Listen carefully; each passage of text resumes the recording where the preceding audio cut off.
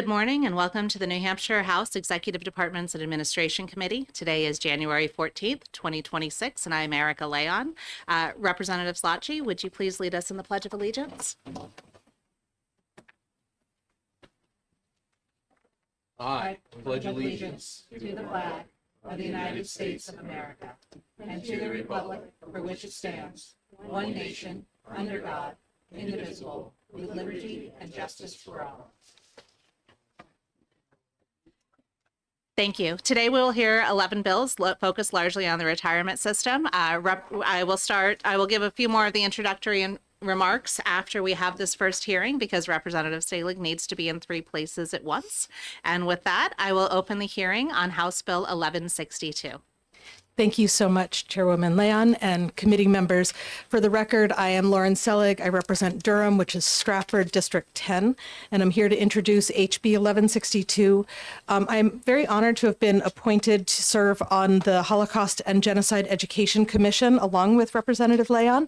The commission is currently in the middle of a series of work to revamp the types of educational offerings we're providing to teachers across the state to further enhance their ability to teach about Holocaust and genocide education. And we are deep in the throes of evaluating what's been done, getting survey results back, and developing new programming. And so we are simply asking for a 3-year extension on the timeline of the committee so that we can get the work done. And that's all I'm asking for, is a 3-year extension. Thank you. Thank you. Are there any questions from the committee? Seeing none, thank you very much. And we have Representative Sabourin Deshouanière, if you would like to come speak.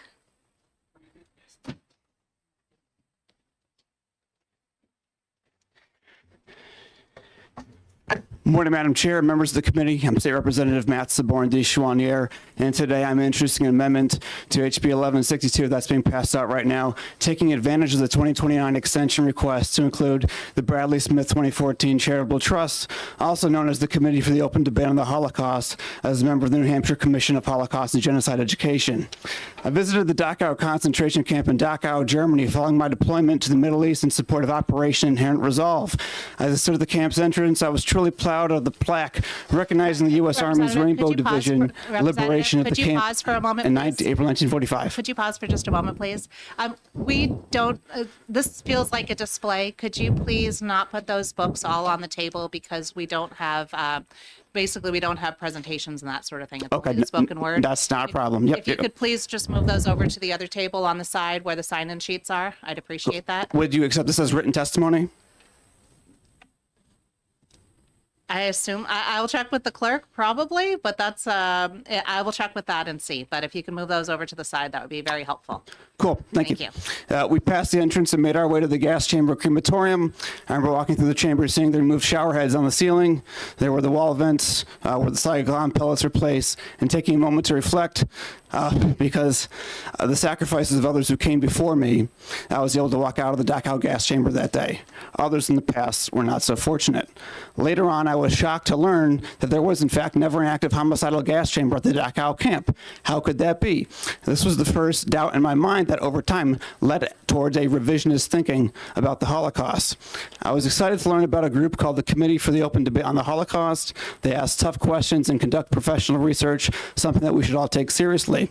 They have produced a series of books, which you just saw, up to 54 volumes right now, covering all aspects of the Holocaust. Holocaust historical revisionism as a science does not deny that Jews were persecuted or deprived of their civil rights or deported or herded into ghettos. It does not deny that many were killed. But it does seek to learn why, how, and when they died, and it seeks to separate the truth from the fiction. This is vitally important knowledge for the Holocaust and Genocide Education Commission curriculum development. If we are going to have Holocaust and genocide education taught in New Hampshire public schools, which I think it should be, it needs to be accurate and reliable. We are offering to submit an entire set that we see over there as written testimony. Anyone can read about their work at codo.com, that's CODOH.com, or at holocausthandbooks.com. As a former military officer, an Eagle Scout, a citizen, and elected rep, if I think that the public should know about something that might be important, I'm going to want to share that. And I encourage the committee to please support my amendment and commit to our country's solemn tradition of academic freedom, the pursuit of truth at all costs, and enabling the freedom of scientific discovery and inquiry. Thank you. Thank you. Are there any questions from the committee? Representative Sitek? Could you push your button? If that testimony is written, would you mind submitting it to me, please? Oh, yeah, absolutely, yeah. Representative Groda? Thank you. Are you, can you speak to the amendment that you just submitted to the committee? Because I don't believe your testimony. That's correct. It's adding an additional member to the commission. And you're replacing the bill with this? Because that's what it's, amend the title of the bill by replacing it with the following, amend the bill by inserting. So are you adding this to the existing bill? Yes, ma'am. So therefore you support extending the? Yes, ma'am. Okay, thank you. Yeah. Other questions from the committee?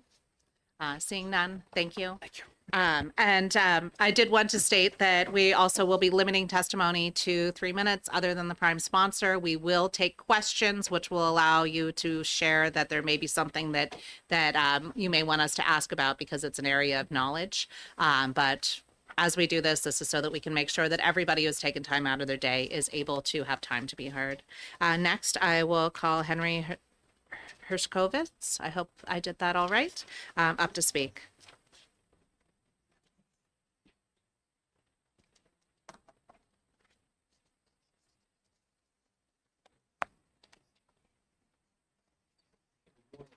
If you could push the button so the red light comes on, that would be great. Thank you. Still good morning. And my name's Henry Hershkovitz. I'm a retired mechanical engineer from Ann Arbor, Michigan. Speaking on 1162 and the amendment. Many people, possibly some members of the current New Hampshire Commission on Holocaust and Genocide Education, recoil at Holocaust revisionism. The eyewitness testimonies are just too overwhelming for anyone to doubt their claims, people tell me. Today, I'd like to look at one such testimony by a Jewish man named Herman Rosenblatt. Rosenblatt wrote a book called Angel at the Fence, the true story of a love that survived.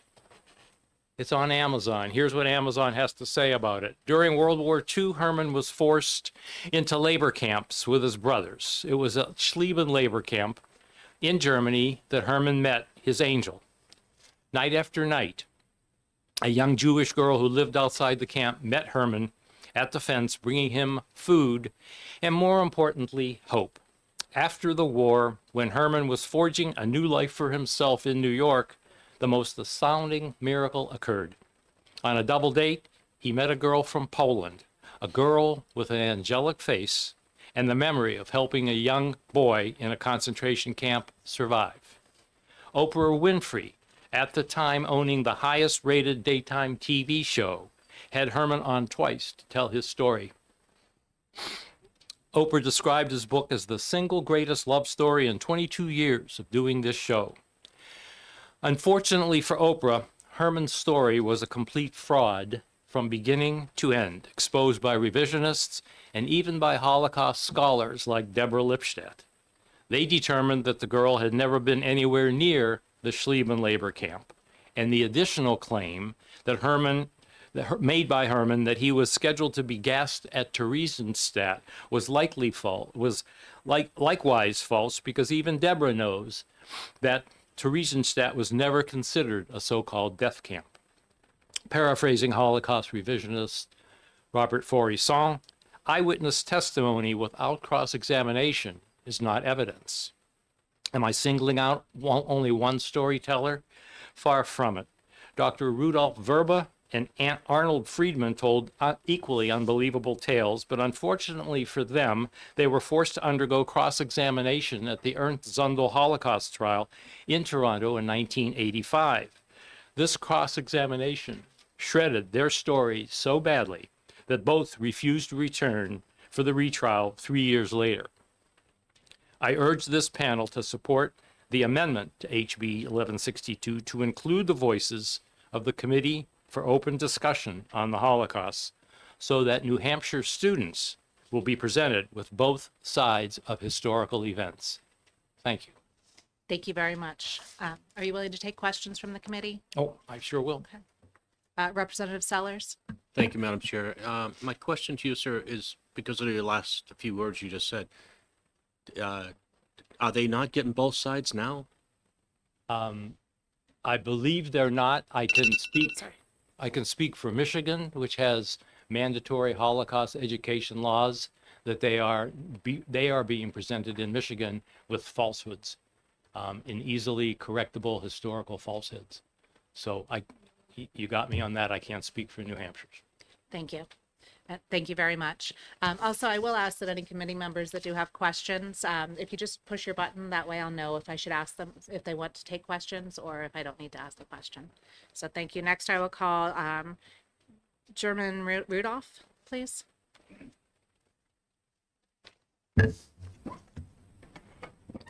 So my name is Germa Rudolph. I have a background as a PhD level scientist, and I'm currently manager of the Committee for Open Debate of the Holocaust. I have under my belt 35 years of research, organizing research, conducting and publishing research of forensic and archival nature in the Holocaust question. And in this context, I have published roughly 100 books on that topic. I've written 15 of them myself. Among them is the hard-hitting research series, Holocaust Handbooks. I've brought quite a few of them with me here. I've also authored an encyclopedia on the topic, which is at the bottom here, published in several languages. Now, this series is unique in its scale and scope. If I have, with the handout on the page 2, you see here a comparison when it comes, for instance, to the Auschwitz camp. We see the most prolific authority on the mainstream is the Auschwitz Museum itself, has published one book on the extermination events at that camp, whereas we in this series have published some 12 volumes going into much more detail. If you look at the page 2 of this handout, we see that revisions to the Holocaust narrative, done even by the mainstream on the chart you see here, are quite common. The Majdanek death toll claims have been reduced from initially 2 million down to not even 4% today. And in the process, 5 of the originally claimed 7 gas chambers have been discarded by mainstream scholars, not by us skeptics. You go into the next page, you see that in Majdanek camp, massive reduction of death tolls are not unique to that camp. They are common for all camps. Initial death toll claims were massively overblown, usually Soviet wartime propaganda. They all had to be corrected. If you go to the next page, you see it's not just the numbers that were scholars gotten wrong. Also, the methods with which extermination is said to have happened, they were vastly wrong. In the middle column, you see all the claims that were made during war and after the war and that have been abandoned. And on the right side, you see what is claimed today. And even there is contestation when it comes to diesel gas chambers. You go to the next page. Why do we struggle to find and tell the truth on that topic?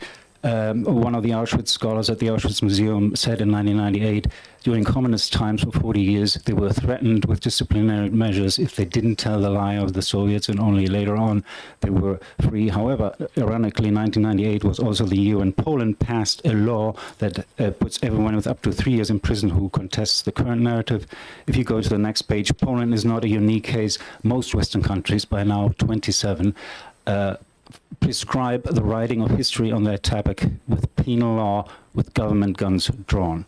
I have had many discussions with mainstream historians in private, and they have expressed their fear to tell what they really think, because persecution and prosecution is common in that field.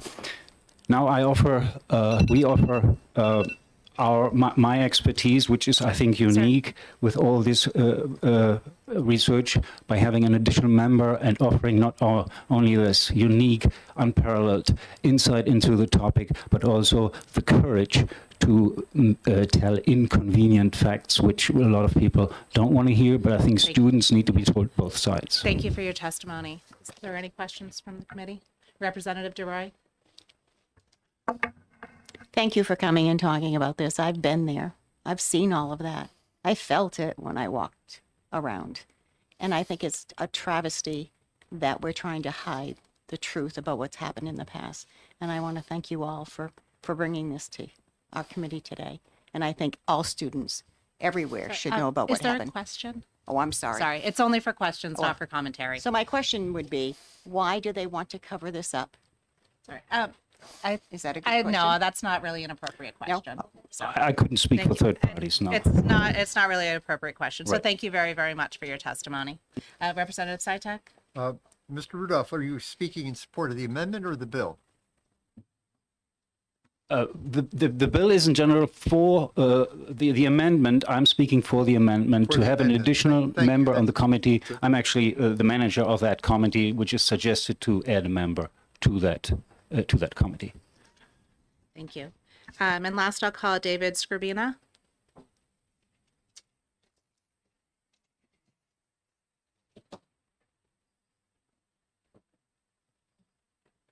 If you push the button, the red light will come on. Thank you. There we go. Yes, hello, good morning. So my name is David Scribina. I'm from the state of Michigan. I'm here to speak in support of the amendment. I also support the bill, but I support the amendment to HB 1162.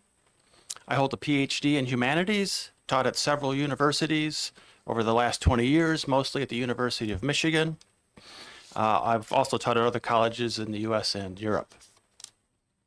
As a college educator, I've spent years discussing the importance of critical thinking, viewpoint diversity, and open-minded pursuit of the truth.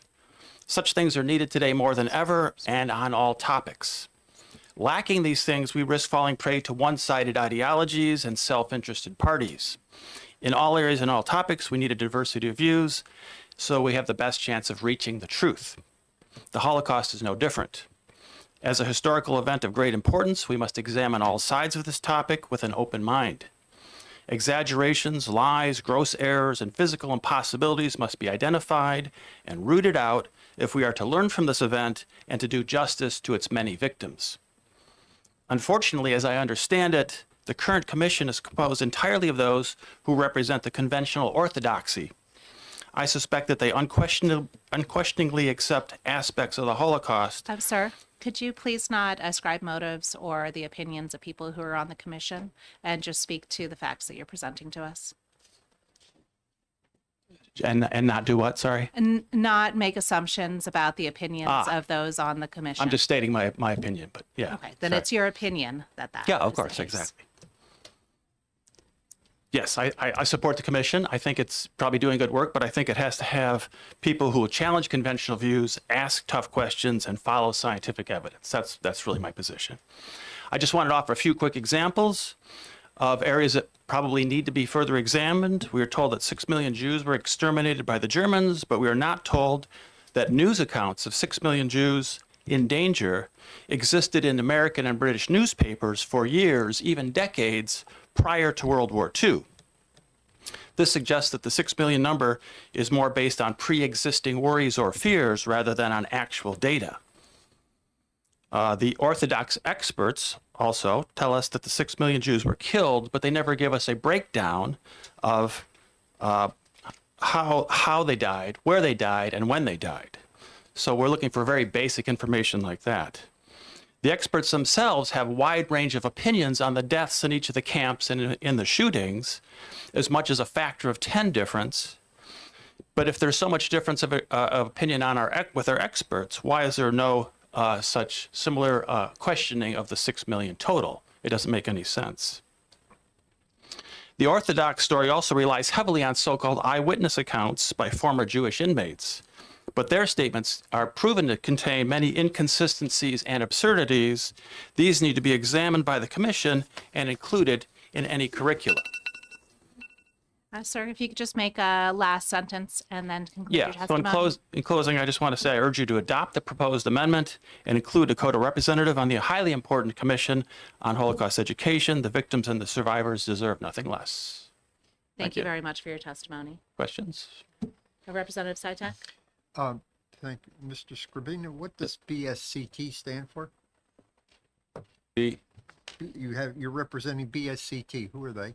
Bradley Smith Charitable Trust. Thank you. Yes, it's in the bill. In the amendment. Thank you very much. Thank you for your testimony. Is there anybody else who's not submitted a pink card to speak on House Bill 1162 who wishes to speak? With that, I will close the hearing on House Bill 1162. Next, we will open the hearing on House Bill 1585, and I will ask Vice Chairman Slotji to introduce the bill because the prime sponsor is introducing another bill in a different committee. And when you get up there, if you could switch out the sheet so that it says that. It's always good for the recording to make sure that we have the right numbers up.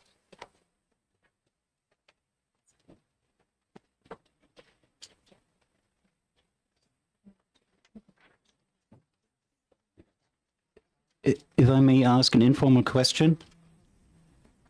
No, the hearing has been closed for that. If you'd like to speak with us after when we have a break, you can.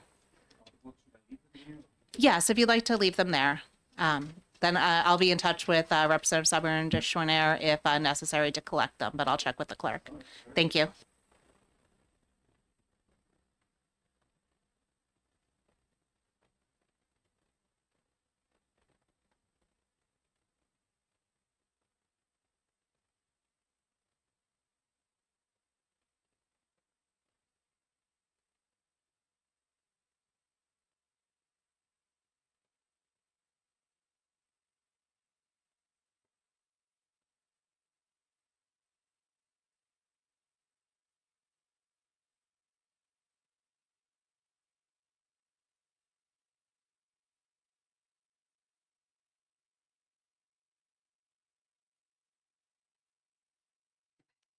Maybe we can come up with a better technological solution than that. Yeah. Okay. The bottom slides out. That may be something that works. Yes. Okay. Aha.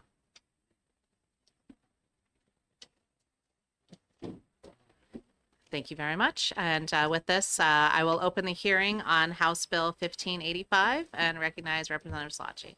Thank you, Madam Chair. I'm here to introduce the bill relative to environmental, social governance related investment strategies. Representative Amon is required in at least 5 different places, so he asked me to introduce the bill. I have very little understanding of what's in here, but as I understand it, there will be testimony to follow me that will be much more informative for the committee. So with that, I am happy to take questions. Thank you. Thank you very much, Representative. Seeing no questions from the committee, thank you very much. And next I'll call Cameron Schulte.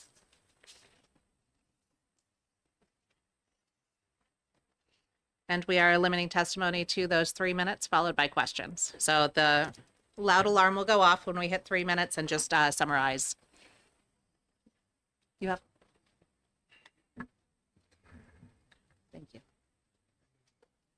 Good morning, Madam Chairman. I am Cameron Schulte. I am the Executive Director of Heartland Impact, the advocacy and outreach arm of the Heartland Institute, a national nonprofit think tank advocating for free market and good governance public policy. We've been working on ESG issues since about 2021, and we've seen ESG legislation pass in about 25 states, give or take, depending on the type of legislation. Because as you review 1585, it is one of a few different types of legislation. I've already submitted my testimony via email to the committee, so I just want to touch very briefly on some of the highlights and points that the committee may find valuable.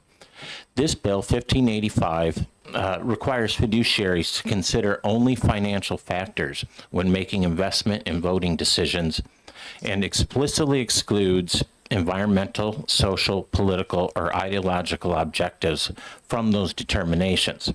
The standard is not novel. It reflects the traditional and common sense understanding of fiduciary duty. Retirement assets exist to provide retirement security, not to advance outside agendas. As of October 2025, and this is an important point I want to touch on, relevant to the state of New Hampshire. As of October 2025, the New Hampshire retirement system had approximately $2.46 billion invested in BlackRock managed funds. For those not familiar, BlackRock is one of the largest asset management and investment firms in the world, controlling, give or take on any given day, about $11 trillion in assets. That includes roughly, in New Hampshire, that includes roughly 17% of the system's total market value in a BlackRock S&P 500 fund, along with hundreds of millions more in other BlackRock products. When a single investment manager has that level of exposure to public pension assets, it is reasonable and responsible for lawmakers to ensure those assets are managed with strict financial discipline. HB 1585 does exactly that. And then one other point, this bill actually also addresses proxy voting, which is increasingly used to influence corporate behavior in ways that can materially affect long-term shareholder value.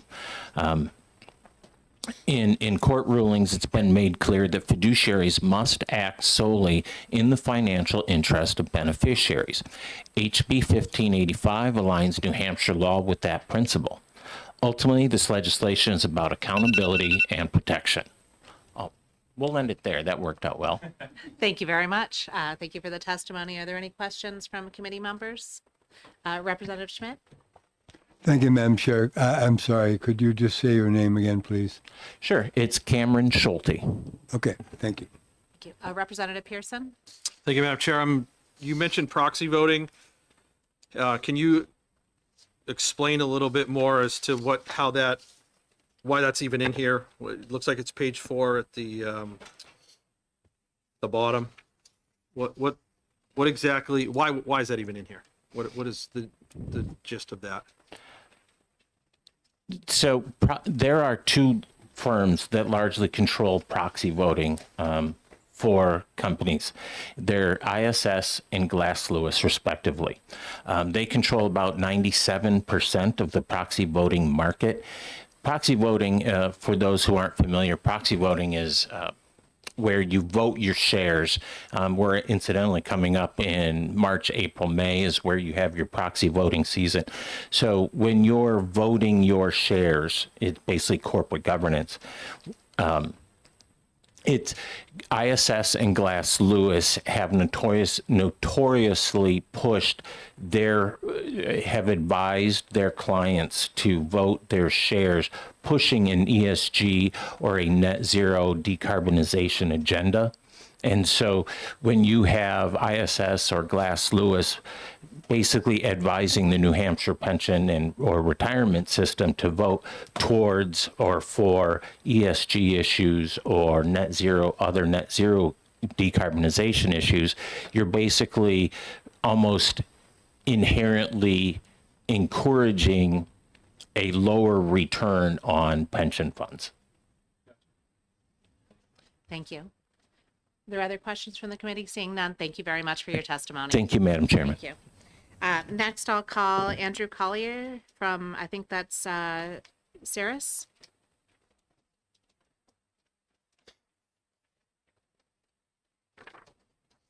Good morning.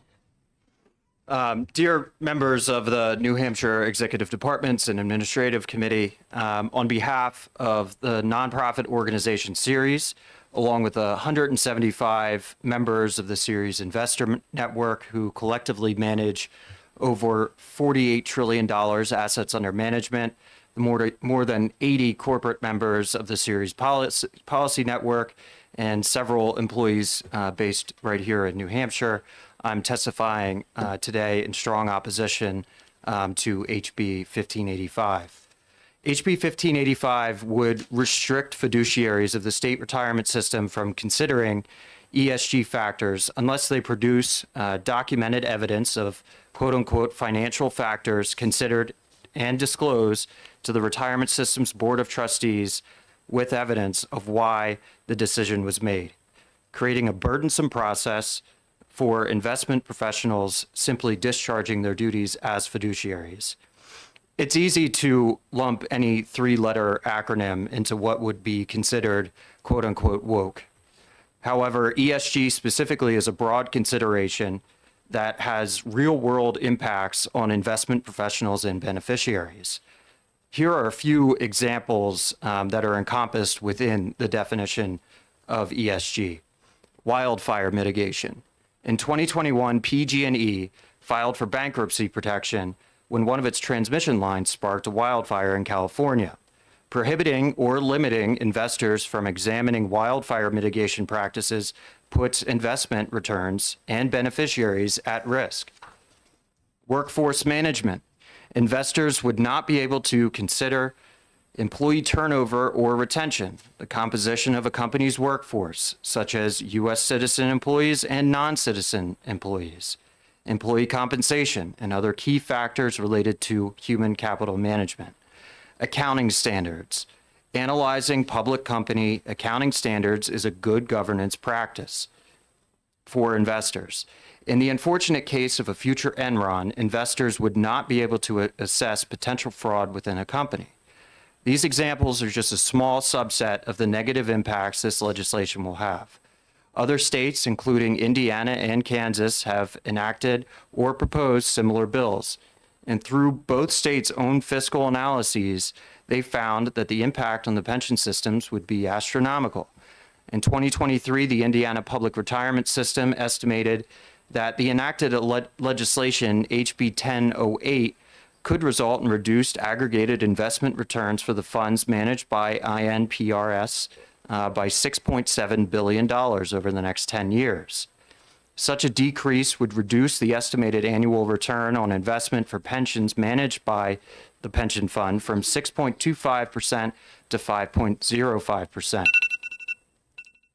I'll wrap it up there. So in conclusion, Ceres urges the committee to consider the severe and avoidable implications of the bill. We'll have New Hampshire's retirement system and its beneficiaries. We do stand opposed to HB 1585. Thank you very much. I have a question for you before I get to Representative Schmidt. Could you tell us what Ceres does? Yes, so Ceres is a sustainability nonprofit. We are based in Boston, but all of our employees are all over the country. We work with companies and investors on their sustainability goals. Okay, thank you. And if I'll ask one more follow-up question. In your advocacy for investors, when there's a conflict between the sustainability priorities and the rate of return of an investment, do you advise the investors to choose the sustainability over the rate of return? Investors are fiduciaries, so they must choose the rate of return. Thank you. Representative Schmidt? Thank you, Madam Chair. Unfortunately, you didn't introduce yourself at the beginning of your testimony, so I have no idea who you are, who you represent. But I see that you are reading written testimony. Are you providing that to the committee? I do have copies here that we can pass around. Does that have all your information on it? It does. And my name is Andrew Collier. Thank you. Thank you. Any other questions from the committee? Seeing none, thank you very much. I only have one other card in my hand. I'd like to call up Notch Groys. Are there any other pink cards floating around that have not made it up to me yet? Thank you, Madam Chair and members of the committee. I'm Nate Grays for the Business Industry Association. We strongly oppose this legislation. I would like to point out in my short time that I have allocated that fiduciary duties are already required by laws and regulation that exist, and they require investment decisions to be made in the best interest of customers.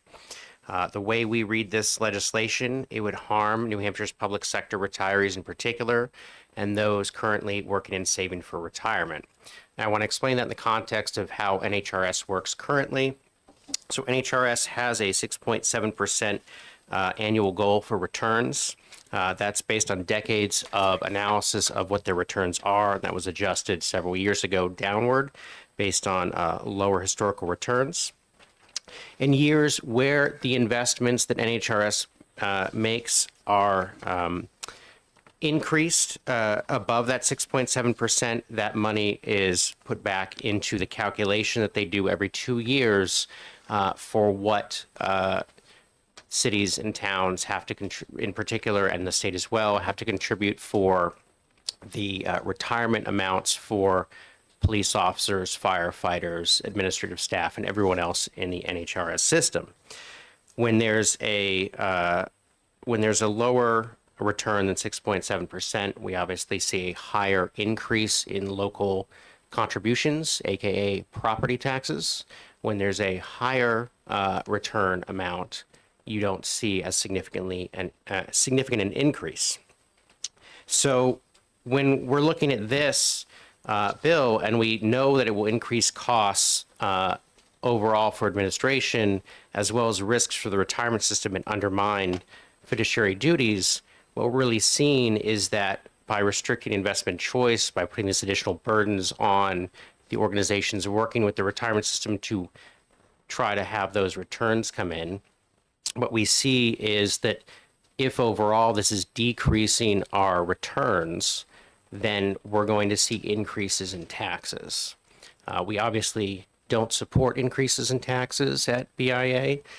We would like to see lower taxes, and we'd like to see that the money that we do have in investments is maximized so that the companies working with NHRS to get those returns can maximize those returns, because that's best for the New Hampshire economy and the folks in this state as well. Happy to take any questions the committee may have, because I'm sure that timer's about to go off. It's very close. Thank you. Representative Sitek? Does this all boil down to you already have this responsibility as fiduciaries and you're just concerned about the additional burdensome paperwork that this would require? Is that what it boils down to? Sort of. It's the case that, based on how the retirement system interfaces with the companies it works with, their job is to make as much money as possible for the state of New Hampshire. If we instead say you can invest in certain things and can't invest in other things, that makes those companies have to change how they do that process. So rather than using all of their normal objectives, doing things like investing in mutual funds and other aggregate funds, they now have to parcel out and look at kind of individual stocks, potentially rebuilding those funds on a company by company basis. Thank you. Representative Sellers? Thank you, Madam Chair. So are you saying if this bill was to go through, automatically they would make the 7 or 8% that you say they should be making every year? So the NHRS's goal is a investment return of 6.7%, and every 2 years they recalculate what we have to pay into both for the normal cost and the UL, so the part of the retirement system that is not yet funded, which is about 70% of the overall cost that cities and towns pay, and a portion of that is paid by those employees. What this would do, because it adds costs, is reduce that rate of return. No one can predict what that is, because we can't. If we could predict the market, we'd all be billionaires by now. But we can't predict that. What we do know is when we add costs and regulatory burdens to the companies that are in charge of making us money, that means they pass that on to us as customers. So they're going to pass this cost on to NHRS. We will see a lower return of some kind. I don't know what that amount will be, but we would see a lower return, and that's bad for us overall, because that means we're going to have to put more money into the NHRS system instead of allowing the market to make that money for us. Thank you. Other questions from the committee? Representative Pearson and then Representative Schmidt. We'll be discussing that later on to see what we're going to do with these bills. But we won't be acting on it today. Representative Pearson? All right, so first off, careful with the we's, because who you're actually representing is getting a little hazy. But my question is this: I'm either having a Vujade moment here, or I'm slipping, because I swear I've seen this legislation at least twice now. So have we not passed this before? Have we passed something different, similar but not quite the same? Do you have any idea of the history? Because I've seen you up here for years. So as far as this topic and this the goal here, have we not done this already? A similar bill was recently considered by the other body and did not make it through. I would assume that this legislation, which, as I understand it, is based on or nearly identical to a model bill from a national organization, is attempting to do something that's been attempted before and has not become law. There is an executive order from Governor Sununu's time about something related to this type, some sort of investment strategy. I'm not personally familiar with that, so I don't know the effects. Thank you very much. Are there any other questions? Yeah, Representative Sytek? This is a question for the chair. I don't see the retirement system here. We have retirement bills. Are they going to, Yes. are they going to provide any information? They're here. I've spoken with them. If they have any testimony to provide, they will. They're here to listen and see if there's any input that they need to provide. So thank you very much for your Thank you. testimony. I do not have your pink card. Please come up, introduce yourself, and then fill out another pink card for me, please. Will do, and I apologize. Someone had taken it. Okay. If you please push the button. Thank you.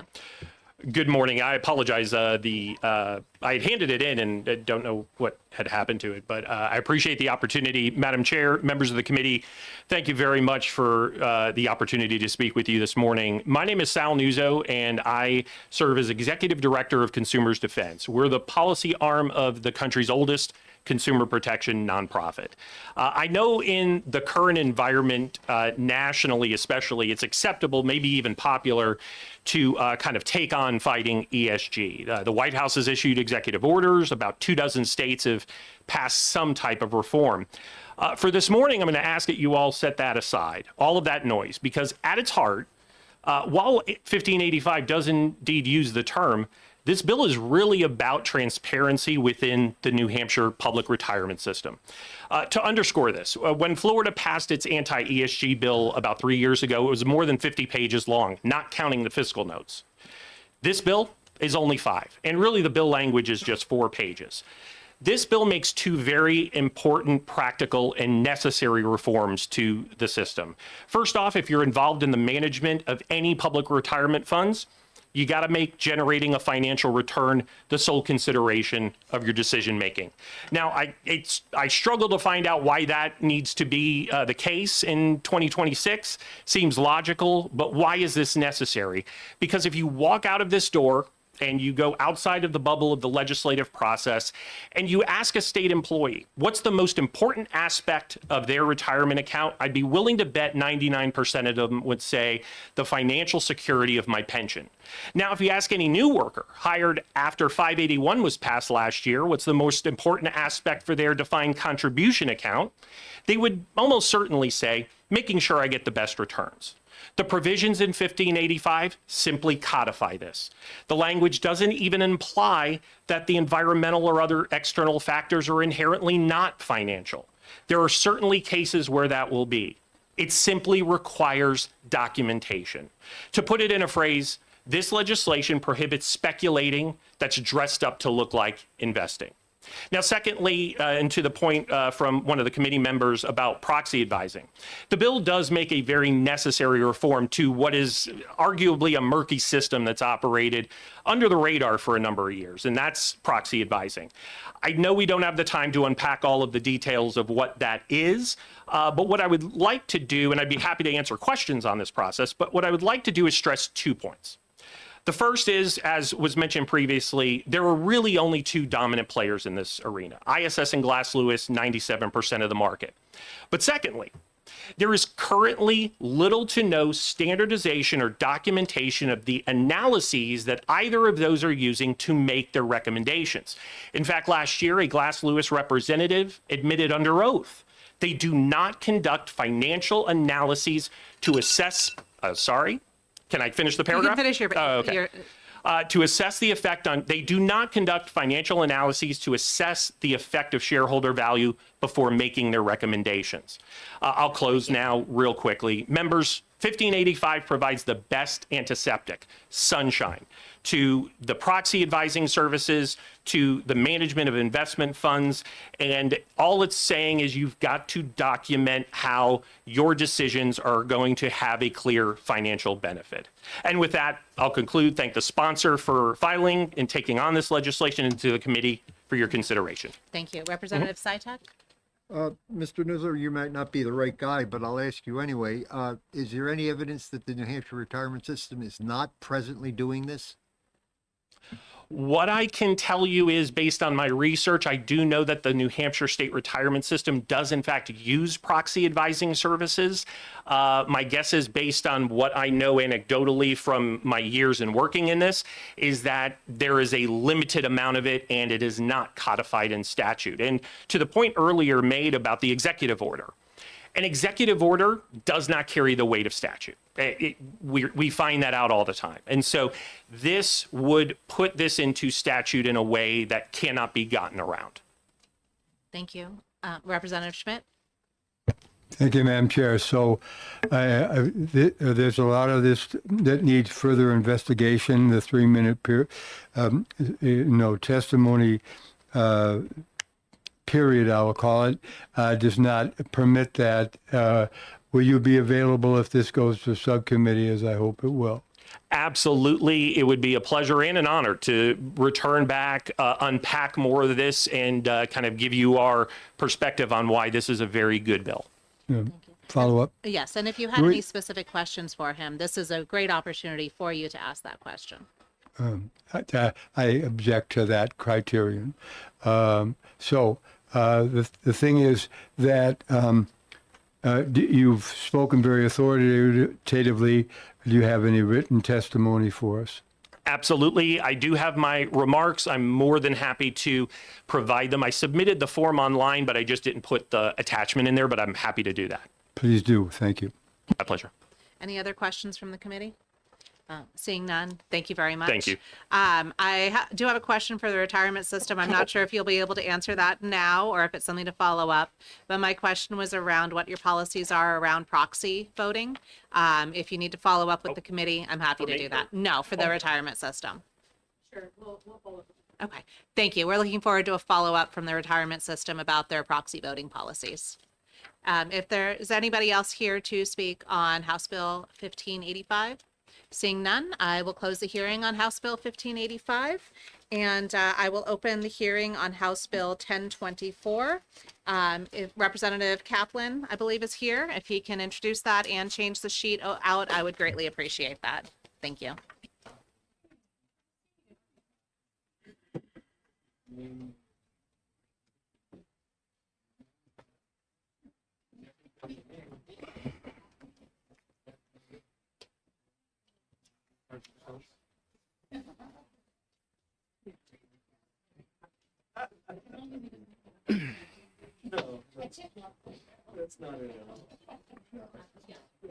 Yes, and if we could have somebody change out that sheet to read House Bill 1024, that would be helpful. I know as people come and review the video, it's very helpful to be able to see which bill we're doing. The bottom comes off of that stand.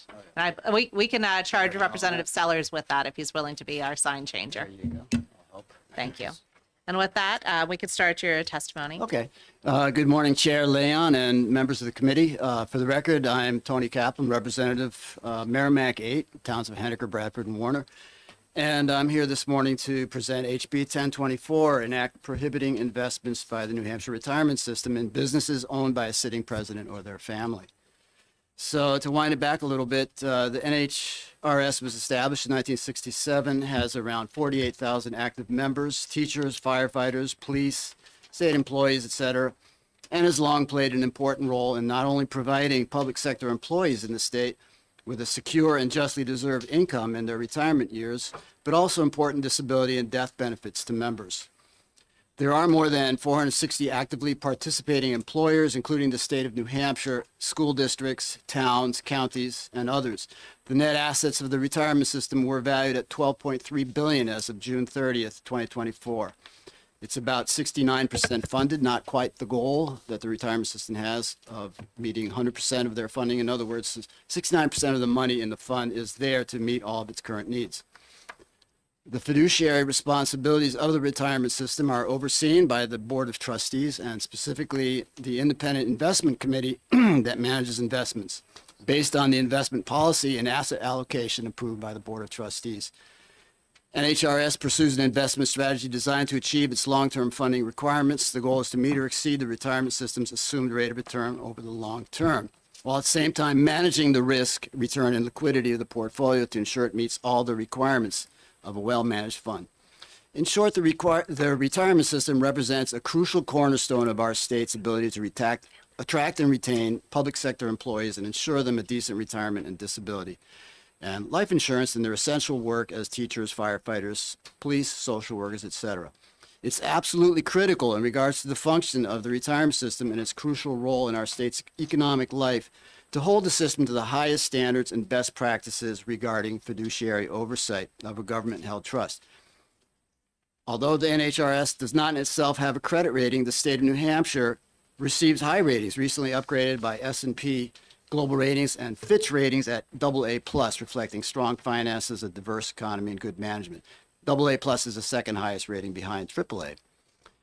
The New Hampshire Retirement System Board of Trustees recognizes the needs for high standards in its guidance policies. For example, the governance policy states, no trustee, member of the investment committee, or staff employee shall make any personal investment, engage in any transaction or professional activity, or incur any obligation of any nature that would create or reasonably has the potential of creating a conflict of interest. Which brings me to the reasons for bringing this bill forward. We are living in extraordinary times in America. Our current president has taken upon himself as the chief executive of the country powers and privileges of an unprecedented range and scope. Whether you are a supporter or not, there is no one who would dispute that he has changed the role of a U.S. president to encompass abilities and actions never before encountered in our history, and therefore changing the nature and ability of the executive branch for the foreseeable future. The current president has openly used the power and access of his office to enrich himself and his family. Just in the last year, his personal wealth has ballooned $3 billion to $7.3 billion, up from $4.3 billion in 2024 when he was running for president. He has benefited from relaxed cryptocurrency regulations, which he pushed to profit from his family's meme coin. He has used access to push investment in his family's vast business holdings in everything from apparel to crypto to media to real estate. He seems unencumbered by laws such as the emoluments clauses in our U.S. Constitution, perhaps emboldened by the fact that he has been granted essentially a get-out-of-jail-free card by the U.S. Supreme Court that ruled he was immune from prosecution for any acts carried out while he is president as part of his quote-unquote official duties. HB 1024, therefore, is a proactive measure enabling the retirement system to steer clear of any potential encumbrances resulting from the powers of a U.S. president now or in the future, who may choose to disregard the fiduciary responsibilities of our state retirement system's administrators and board of trustees in the absence of explicit regulations in statute. HB 1024 intends to protect the retirement system from any pressure which would prevent the highest standards of decision-making and fiduciary responsibility, which you just heard about in the previous bill. HB 1024 is not an extraordinary piece of legislation. It's a wise and prudent course of action. It will not prevent or impede the administration of the retirement system in regards to an investment strategy looking to secure the highest rate of return, while safeguarding against the risks and ethical violations which would provide not only the appearance of a conflict of interest, but a clear indication of possible corrupt practices. Due to the changing role of the executive branch of the federal government and precedents set by the current administration for the business practices of a sitting president, it is time for our state to mark a clear line in the sand that our retirement system will stand clear of any ethical dangers. The ethics standards of the retirement system for members of the Board of Trustees or employees prevent investments that would incur presumptions of conflicts of interest. So should the investments of the retirement system as a whole. That's what HB 1024, this bill, intends to do. And if you have any questions, I'm happy to take questions. Representative Slotchie? Yes, thank you for taking a question. I agree with you, and I think that it's a great idea to limit the power and scope and authority of the current president. I would be concerned with the wording of this bill in that it grants him additional authority to essentially have a soft veto on the retirement system investment strategy in the state of New Hampshire. Does that concern you at all? Let me see if I understand your question. So you're saying that by preventing investments in the businesses of a sitting president, he could somehow veto what investments the retirement system made? Correct. Yeah. The wording is him or his family own a share of any company. We're not allowed to invest in it. Well, that's not exactly the intent of the bill. I mean, if that's how it's intended, perhaps the wording needs to be changed or amended. Okay. But it's not any shares that he owns. It's a business owned entirely or in the majority by a sitting president. For instance, if President Trump owns shares in Microsoft, this would not. I mean, the intent of this bill is not to prevent the retirement system in investing in Microsoft. It's Okay. just Maybe I'm misreading then the up to a share thereof at the end is what caught me. Thank you. We may be in a difference between intent and the way that the bill was drafted. Yeah. Okay. Well, I mean, if I maybe could try to clarify that point.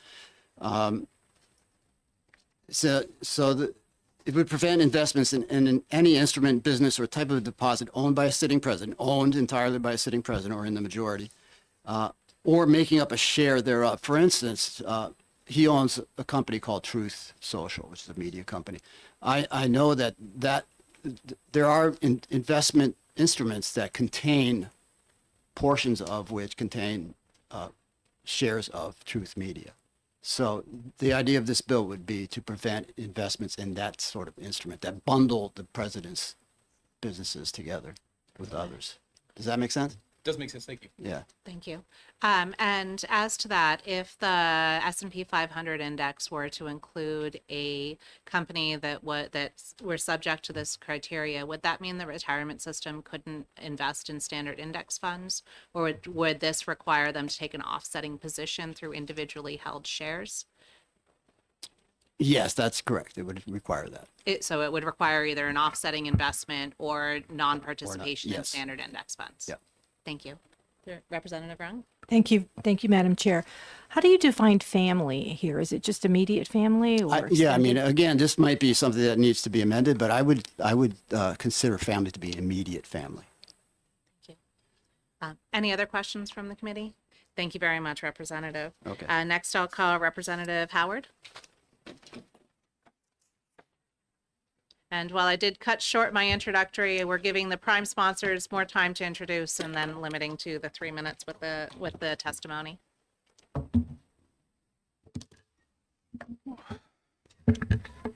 Thank you, Madam Chair, and thank you, honorable committee members. For the record, my name is State Representative Heath Howard. I represent the communities of Stratford and Barrington in Stratford District 4. HB 1024 is about preventing even the appearance of corruption. When public funds are invested in businesses connected to a sitting president or their family, it creates unavoidable questions. Are investment decisions being made purely by financial merit, or are there political considerations creeping in? Are state fiduciaries exposed to pressure, real or perceived, from federal power? Even if no corruption exists, the perception alone erodes public trust. This bill removes that ambiguity entirely. By clearly prohibiting these investments, HB 1024 protects the integrity of our retirement system and the public servants who manage it. It ensures that no future president of any party can benefit directly or indirectly from the New Hampshire's pension investments. That clarity safeguards both the state and the presidency itself. Importantly, this bill is not partisan. Ethical standards should not change depending on who occupies the White House. The rules should be the same for everyone, always. HB 1024 establishes a neutral, forward-looking guardrail that applies universally and permanently. Our retirees deserve to know that their pensions are being managed solely for their best interest, free from political entanglements. Our institutions deserve rules that prevent conflicts before they arise, rather than scrambling to respond after public confidence has already been damaged. This bill ensures that there is no misconception, no suspicion, no question about corruption, because the opportunity for it simply does not exist. For those reasons, I urge the committee to support HB 1024 and take a clear stand for transparency, ethics, and public trust. Thank you, and I'm open to any questions. Thank you. Representative DeRoy? Would this not apply also to governors and senators and congressional members? I think that we could, impose an amendment that would affect all of those elected officials. I think that would work. Thank you. Any other questions from the committee? Seeing none, thank you very much. Thank you. Next, I will call Representative Munns. And I don't have any other cards for this bill, so if anybody else intends to speak, please fill out your card and pass it up. Thank you, Madam Chairwoman and members of the committee. For the record, my name is Chris Munns. I'm one of the 4 state representatives from Rockingham District 29, representing the town of Hampton. I'm proud to have co-sponsored HB 1024 along with Representatives Kaplan, Newell, and Howard. As you heard, the trustees of the New Hampshire retirement system have a fiduciary duty to achieve its long-term funding requirements. One of the most important ways that it does that is to invest the funds it receives from its employer members and individual plan participants wisely and prudently. The Board of Trustees, with input from its staff, outside experts, and an independent investment committee, sets an investment policy that includes asset allocation targets and acceptable ranges of risk and return. One of the stated purposes of that policy is to make all decisions solely in the interest of and exclusive purpose of providing benefits to the members, retirees, and their beneficiaries. It is critical, therefore, that all investment decisions are made free of any outside influence.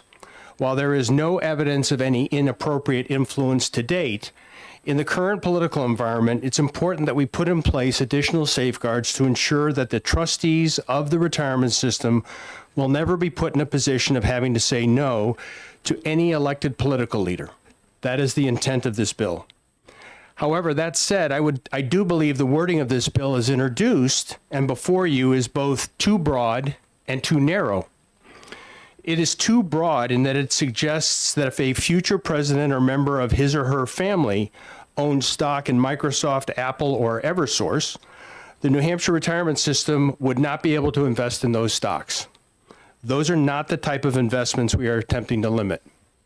The real intent is to ensure that the New Hampshire retirement system does not invest in any stocks, bonds, deposits, or other ownership instruments in businesses or investments in which a sitting president or members of his or her immediate family has a significant, say, greater than 10% ownership interest. The bill is too narrow because it applies only to a sitting president and his or her immediate family. I believe it prudent to extend the same limitations to stocks, bonds, deposits, and other ownership instruments in which a sitting vice president of the United States senator, U.S. representative from New Hampshire, and any sitting governor of the state of New Hampshire and member of the executive council or sitting member of the New Hampshire General Court and their immediate family has an ownership interest of greater than 10%. I hope an amendment to address these concerns can be introduced and included in your recommendation of ought to pass as amended. Thank you for your time, and I would be happy to try to answer any questions that you have, and I do have copies of my testimony. Thank you. Are there any questions from the committee? Seeing none, thank you very much. And if you could pass that around, that would be wonderful. Thank you very much. Seeing that there's no more testimony on this bill, I will close the hearing on House Bill 1024. We have 7 minutes until the next scheduled bill will begin at 11:10. So we will see you back in 7 minutes for House Bill 1443.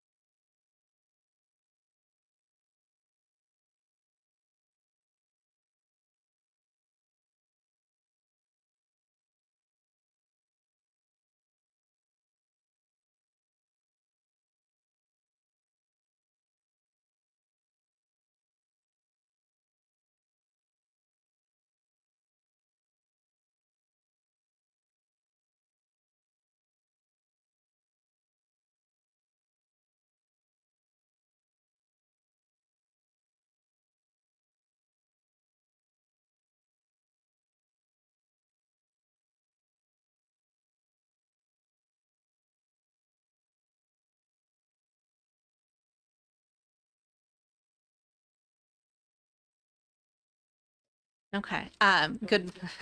Sorry, I should have asked you to change that sheet in between. Seeing that it is now 11:10, I will open the hearing on House Bill 1443 and recognize the prime sponsor, Representative Sabaron Dishwaner. Thank you, Madam Chair. Thank you, members of the committee. So this bill, the purpose of this bill is to aid in the cost of living, aid in the affordability for a certain cohort of Granite State families, and that cohort being Granite State families whose members have spent their lives serving their country and their state as well. And this amendment that I've passed out helps clarify the language that's intended in the first bill, allowing for, let's say you spent 20 years in the military and you have your VA disability benefits, and that's fine, and then you decide you want to serve New Hampshire, the people of New Hampshire again, and you're about to retire from the state of New Hampshire. Well, currently right now, if you want to receive health benefits as a retiree from the state of New Hampshire, you have to get both plans, one for you and your spouse. You're not allowed to, let's say, if since you are a veteran, you have taken care of, if you have VA benefits, you're not allowed to actually say no to the state benefits for yourself and just get them for your spouse. You actually have to purchase both plans. And if you're on a non-Medicare plan right now, that's $303.28 a month. So this is something that I think that we can do for our veteran retiring families who, let's say that they're satisfied with their VA benefits and they've already earned two plans from their time serving the state, one for themselves, one for their spouse. If they wish to decline for themselves and only get a plan for their spouse, that's what this bill does. Thank you very much. Are there questions from the committee? Representative Saitech, was that a question?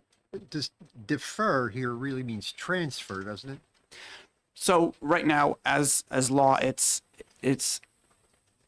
the employee and their spouse. So what this language does is it creates an or provision, where you or your spouse could receive benefits, as opposed to right now you have to get benefits for both. Thank you. And I had spoken, when I was reviewing this bill, I looked at the fiscal note and I spoke with the prime sponsor, representative right here, about what the intention was, because I saw that in the fiscal note, it looked like it had some ambiguity about simply opening up the and or to mean that there may be quite a few people who currently don't have the benefits, where a spouse would be. Because the situation had been around a constituent who had VA benefits, I thought it best to look at this more narrow definition as a committee, which is why I worked with Representative Sabaron Dishwaner to draft the amendment. I do want to apologize if there was any confusion about the process. We had the amendment so that we could discuss this as a committee. Generally, we don't have it so that somebody can come in with an amendment. And this morning I was surprised by you bringing that in on the other one. So generally the process is not that somebody can bring an amendment to the committee. However, I had requested this one for this bill, which is, I think, the source of the confusion this morning as well. And thank you for working with me on this amendment. Are there any questions from the committee for the representative, since I've just hijacked the hearing? Representative Rung? Thank you, Madam Chair. So just to be clear, the people that would be impacted would be a state employee who retires pre-eligibility for Medicare. So they might be retiring prior to age 65.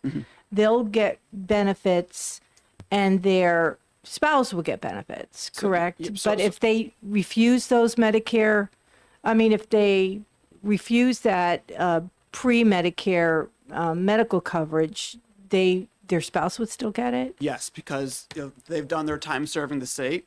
They've earned 2 helpings of Medicare benefits. So just because someone already has VA benefits doesn't mean that, why do they have to refuse both? Can't they just refuse one if they've earned 2? Wouldn't that help the state save money actually in the long term? And so that's what this is about. And also providing more flexibility with how Granite State families spend money and also choose their medical benefits. Okay, follow up, Madam Yes, Chair. follow up. Thank you.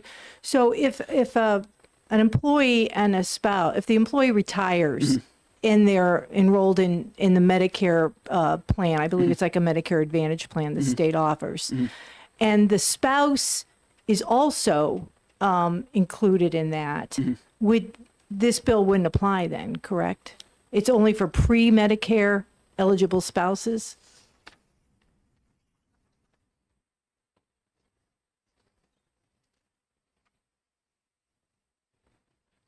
Um, And if you could I think answer I it wa- based on your intentions with the bill, then we can figure out if anything needs to okay. be changed in the language of the bill. If you intended this to only be those retirees pre-Medicare eligibility age, or if it was more broad looking. Let me. Um.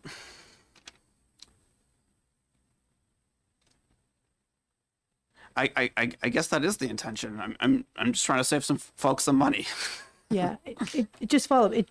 The language here says Medicare eligible, not pre-Medicare eligible, Right. and that's a very important distinction. Right. Thank you. Okay. Thank you. Are there any other questions from the committee?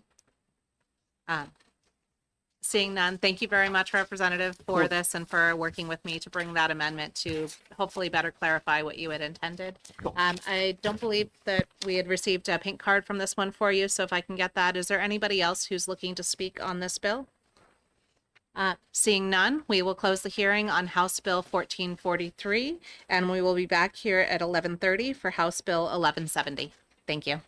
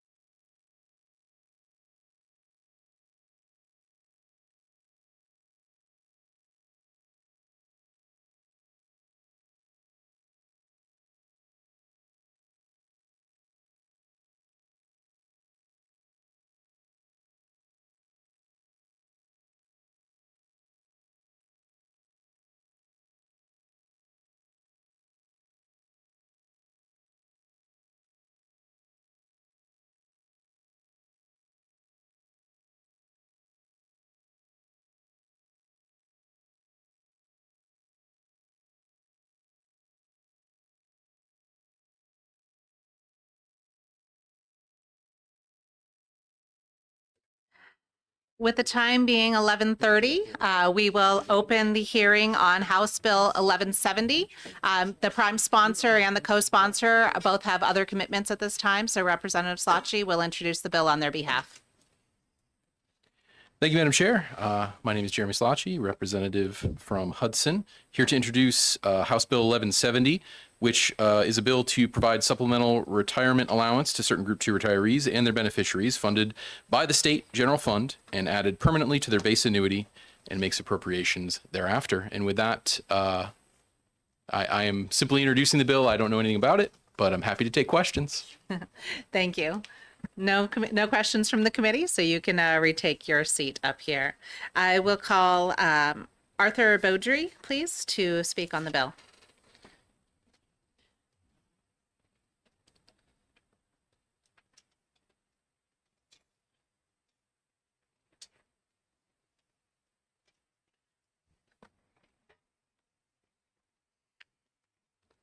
And given that you are introducing this somewhat on behalf of the sponsor, I'll give you a little bit more leeway with this 3-minute because we do give the prime sponsor more time, but not a ton. Please let us know what questions we can ask of you so we can continue this dialogue to learn from you. And microphone, please. Oh, I thought the light was on. The most important part is really when I get into the handouts that I gave out. Yes, if you could introduce yourself to start and then introduce. Madam Chairman, members of the committee, for the record, my name is Arthur Beaudry. I am the president of the New Hampshire State Permanent Firefighters Retirement Association. I am a retired captain from the Manchester Fire Department and a past trustee of the New Hampshire Retirement System for 13 years.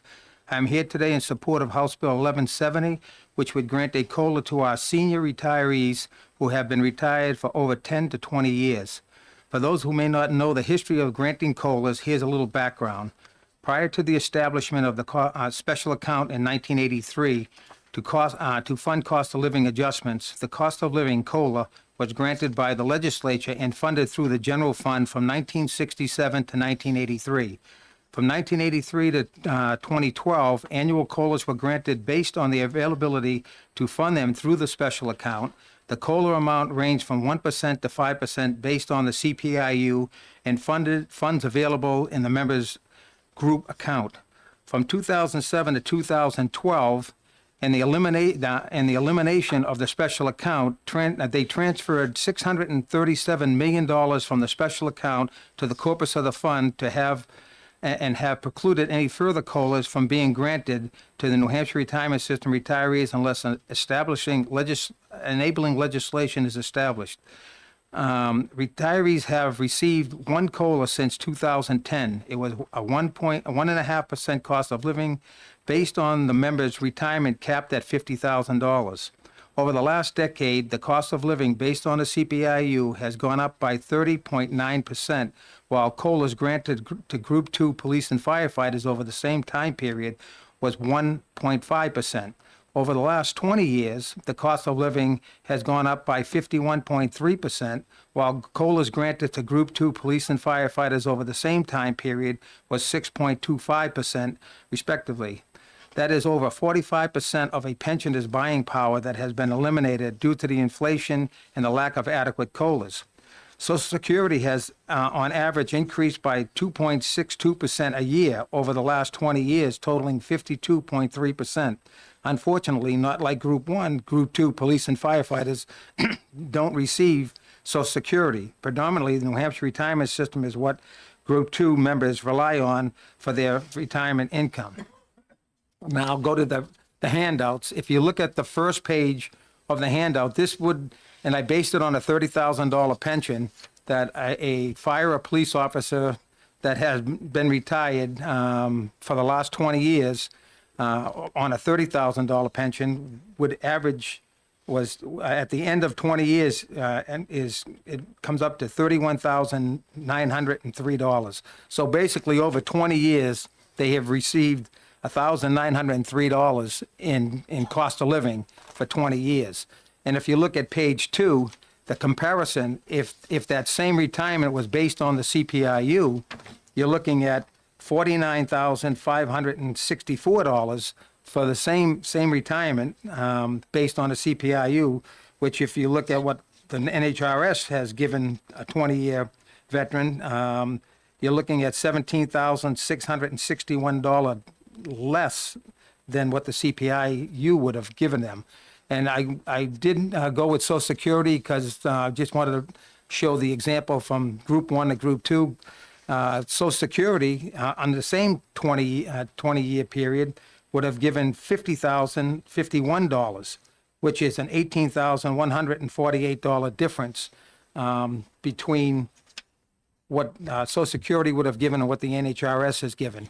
And then on page 4, that's a NASRA report. It just shows what I've just talked about, how a $2,000 pension over 20 years can deflate to $993, 49.65% of its original value over 20 years without a cost of living adjustment.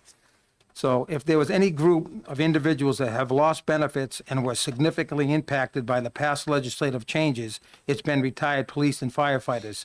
Granting a reasonable COLA for Group 2 retirees will greatly reduce the impact inflation has incurred on them over the last 20 years. I ask that you please support the retired public safety workers and vote in favor of House Bill 1170 and those desperately needed cost of living adjustments. And I will answer any questions. Thank you very much. Are there questions from the committee? Representative Schmidt? Thank you, Madam Chair. So I am going to introduce to some members of the committee anyway the deadly term terminally funded. So a 1% COLA, I think, terminally funded costs something like $50 million or something like that.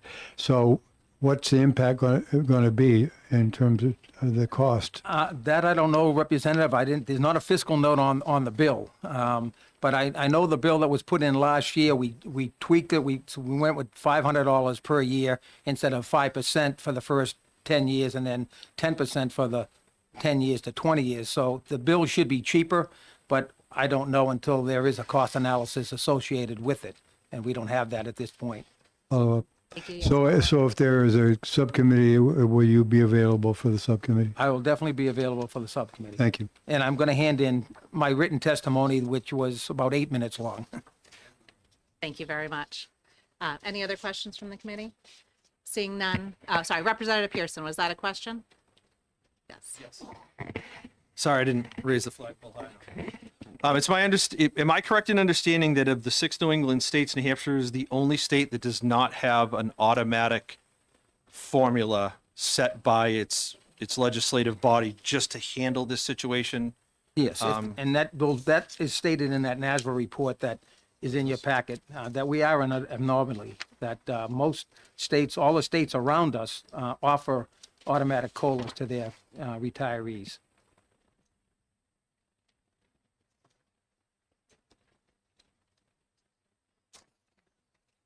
Thank you very much. Thank you very much for your testimony. Next, I'll call Tyler Guevara. I'll get to know the names better and make sure that I'm not mispronouncing them. No worries at all. Thank you, Madam Chairman and members of the committee. For the record, my name is Tyler Govea, serve as the Director of Government and Political Affairs for the Professional Firefighters in New Hampshire, representing roughly 2,000 active and retired firefighters across the state. Our President Brian Reel, Secretary Treasurer John McAllister send their regards today. They are unable to make it. We have a members meeting down in Manchester that they're attending. So I'm here today in support of HB 1170. This bill is about making sure retired Group 2 members, our firefighters, police officers, and other members of safety professions can keep up with the real cost of living after a lifetime of service. New Hampshire retirement system is not just good for our retirees, but it's also good for our entire economy. I submitted some written testimony early online. If you go and take a look at that, we cite some studies that show the real impact here on New Hampshire. Just to give you the kind of the highlights of it all, for every dollar put into the retirement system via employer rates, over $6 is generated into economic activity here in New Hampshire. Our retirees spend their pensions locally at grocery stores, pharmacies, restaurants, small businesses all across the state. And they pay more than $200 million a year in taxes, and that's local, federal, and whatever else it might be. They're contributing members of our economy clearly. But in reality, most retirees are not living off of large pensions. The average NHRS benefit, roughly around $22,000 a year, and most retirees receive less than $25,000. At the same time, inflation, as we've all felt it, keeps driving up, and prices of everything, housing, health care, groceries, have just continued to go on the rise. And what we're seeing and what I'm hearing from our retirees who have been retired for quite some period of time is that their pensions aren't keeping up with what the cost of living is. Hence why we're here today speaking about this. Let's see. This bill is a fiscally responsible bill. The stipends are paid from the state's general fund, not the retirement system, so it does not increase the employer or employee contribution rates and does not harm the long-term growth of the retirement system.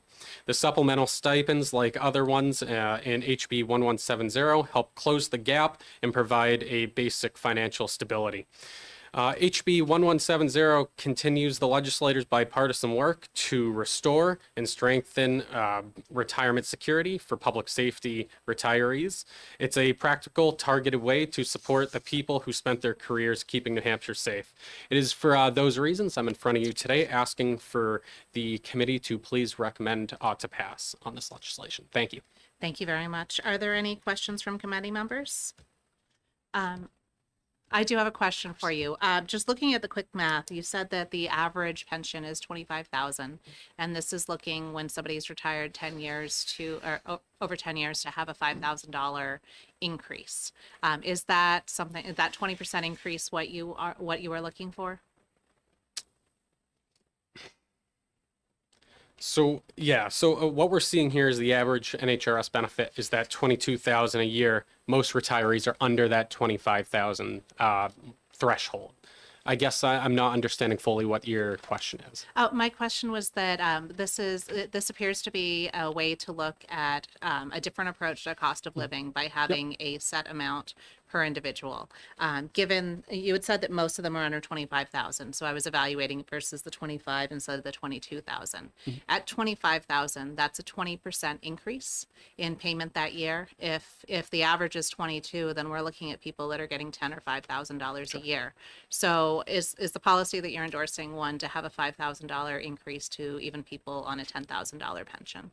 Sure. I think at this point we'll take anything. Our retirees will take anything the legislature is willing to give. Is it as good as what we had in the past, which was a set amount that would increase every year? No, but it's a step in the right direction. Okay, thank you. I just wanted to clarify. Any other questions from the committee? Seeing none, thank you very much. Thank you. Is there anybody else here to speak on House Bill 1170? Actually, just one moment. Should we move into exec and vote for this one and this one now? Thank you. With that, I'm going to close the hearing on House Bill 1170, and I'm going to open executive session on House Bill 1170 simply for the purpose of requesting a fiscal note.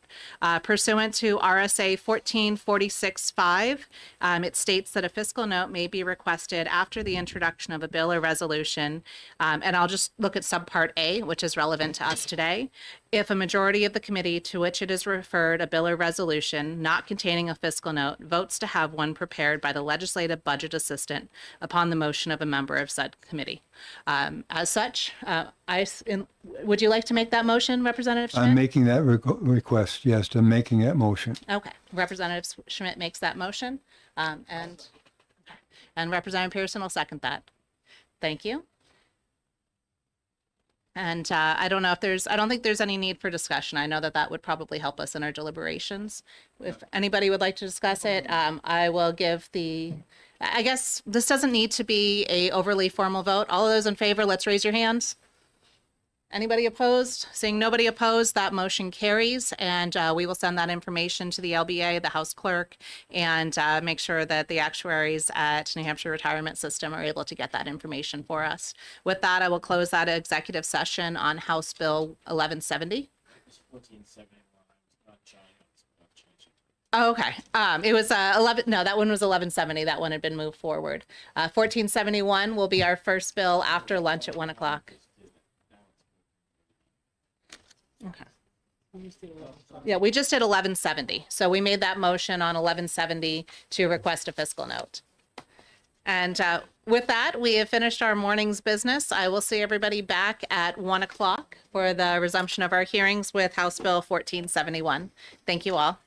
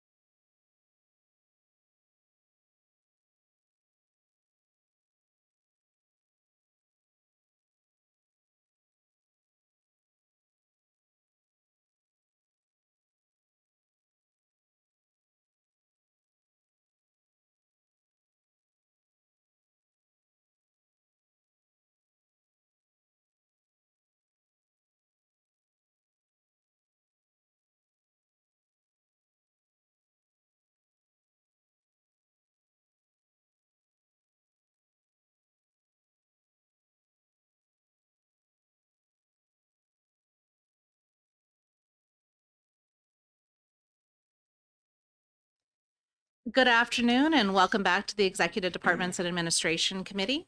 I will open the hearing on House Bill 1471 and invite Representative Charlie Foote to come speak to us about his bill.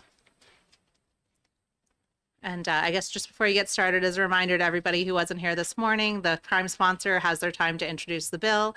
Anybody afterwards, we're holding to 3 minutes so that you can get the key points of your testimony across and let us know what we can ask you questions about, so that we can sort of in that questioning process get a better idea of the understanding you bring. So I apologize for stepping on you, Representative Foote. Please go ahead. Thank you. Good afternoon, Madam Chair and members of the committee. Very short and sweet. I'm here to introduce House Bill 1471. Very succinctly, this bill updates the calculation of average final compensation for Group 2 retirement system members who began service before July 1st, 2011, and were not vested by January 1st, 2012. It's aligning it with the formula adopted in HB 2 that we did in 2025. Essentially, it's just a housekeeping issue, in my opinion. It's to clean up some of the wording that was overlooked in HB 2 prior to its passage, and that's it. And I'm sure the retirement board can speak a lot more eloquently than I can. Thank you very much. Are there any questions from committee members? Representative Slotji? Is this the reintroduction of this? Is this you mentioned it was in HB2, or is there language in HB2 that aligns to this? Or Yes. Is this okay? Anything else? Thank you. And I think one of the things that may help us is that was probably the language that ended up in House Bill 282. that was Correct. sort of the package Yeah, it bill. was referenced to 282, and it was, yes. Okay. And if it would be possible just to share with the committee sort of where it was supposed to be and how it was supposed to line up, or if it was just simply left out, it's just to be helpful for us to best understand. You know what? And since there's a lot. I'm ill prepared for that. I don't have that with me, the 282, so I apologize. If you can just follow up with us. Yeah, We won't be absolutely. taking final action on this other than voting to request a fiscal note today. So I will we'll have email time that to you. Consider it. I will Thank get you. it all to the committee. Thank you. I appreciate that. Next, thank you. Thank you. If there's no other questions, thank you very much. Next, I'll call Representative Dan McGuire. Yes.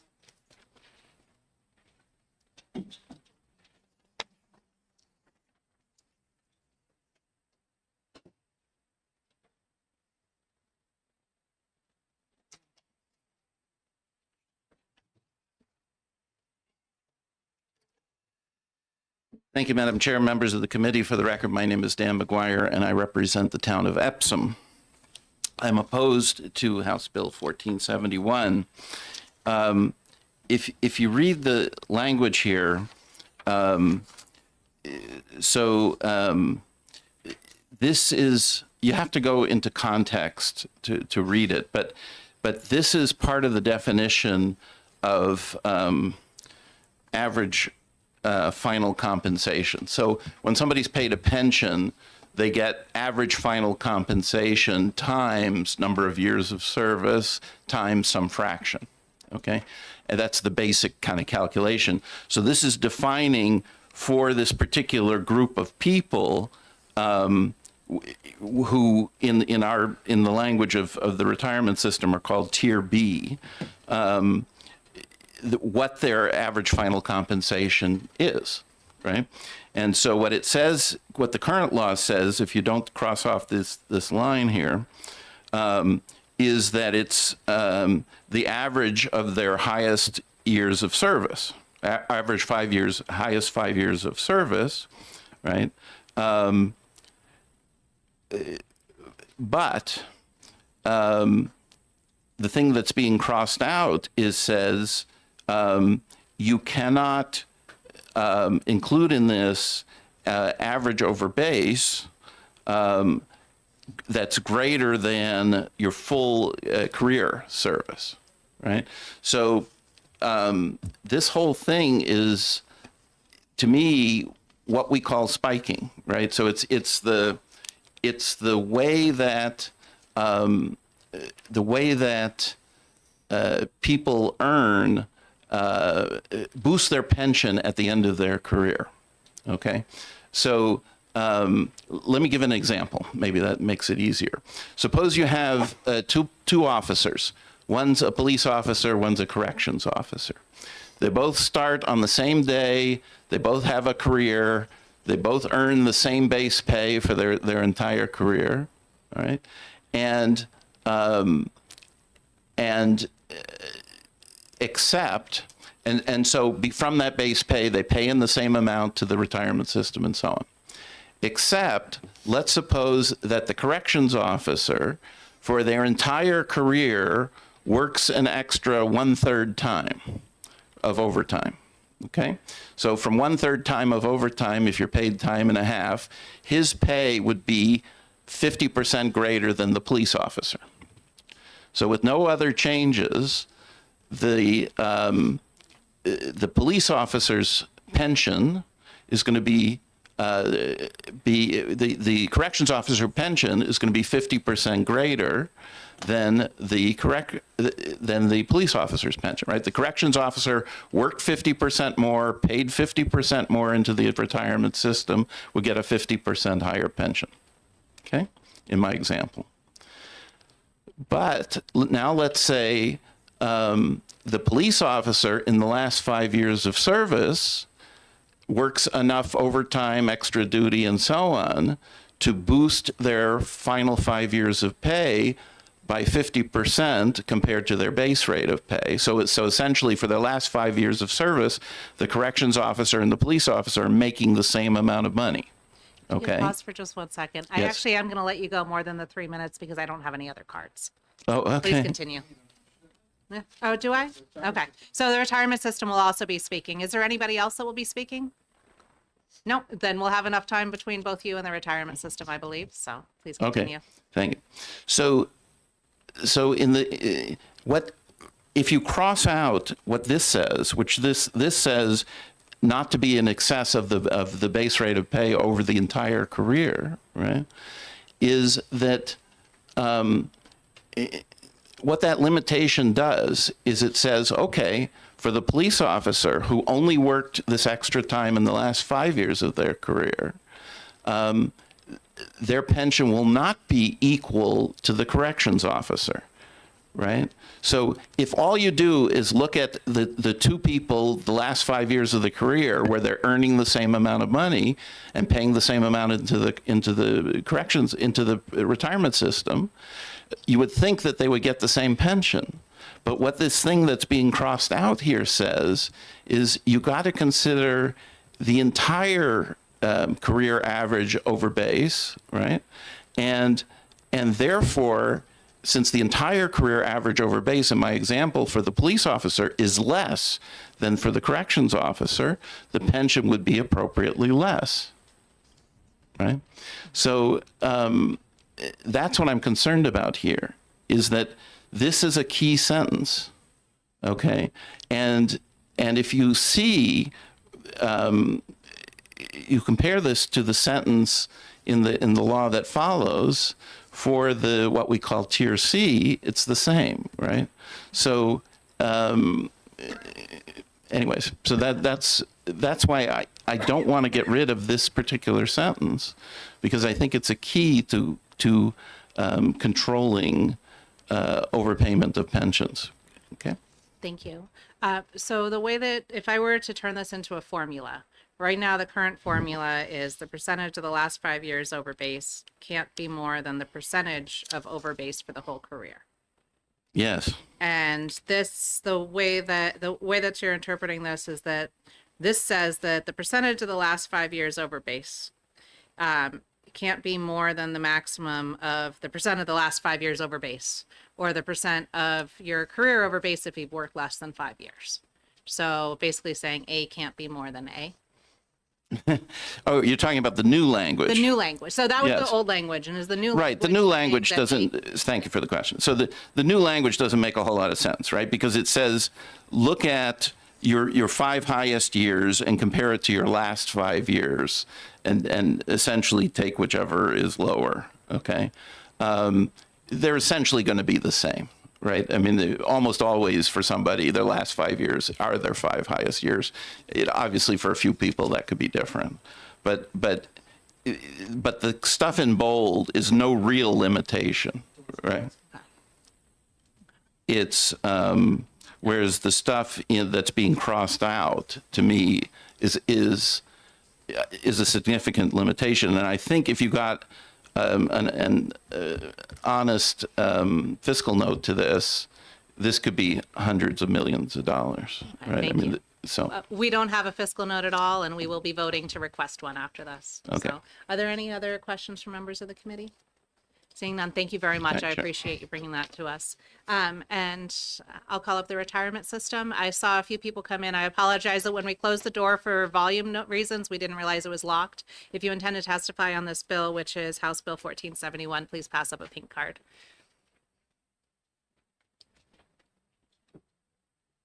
Yes, is the door still locked or is the hall still noisy? You unlocked it? Perfect, thank you. Many of the committee rooms are leaving them closed because the hall is so noisy now that we're back to school. Thank you. It feels like back to school. And thank you. Annie Grigori from the retirement system. I appreciate you coming to speak. If you thank can you. introduce yourself as well. Again, Annie Grigori with the New Hampshire Retirement System. We just have a couple brief comments and we'll be available to meet with the committee if that's what you request. This language was introduced to help clean up any ambiguity in this legislation.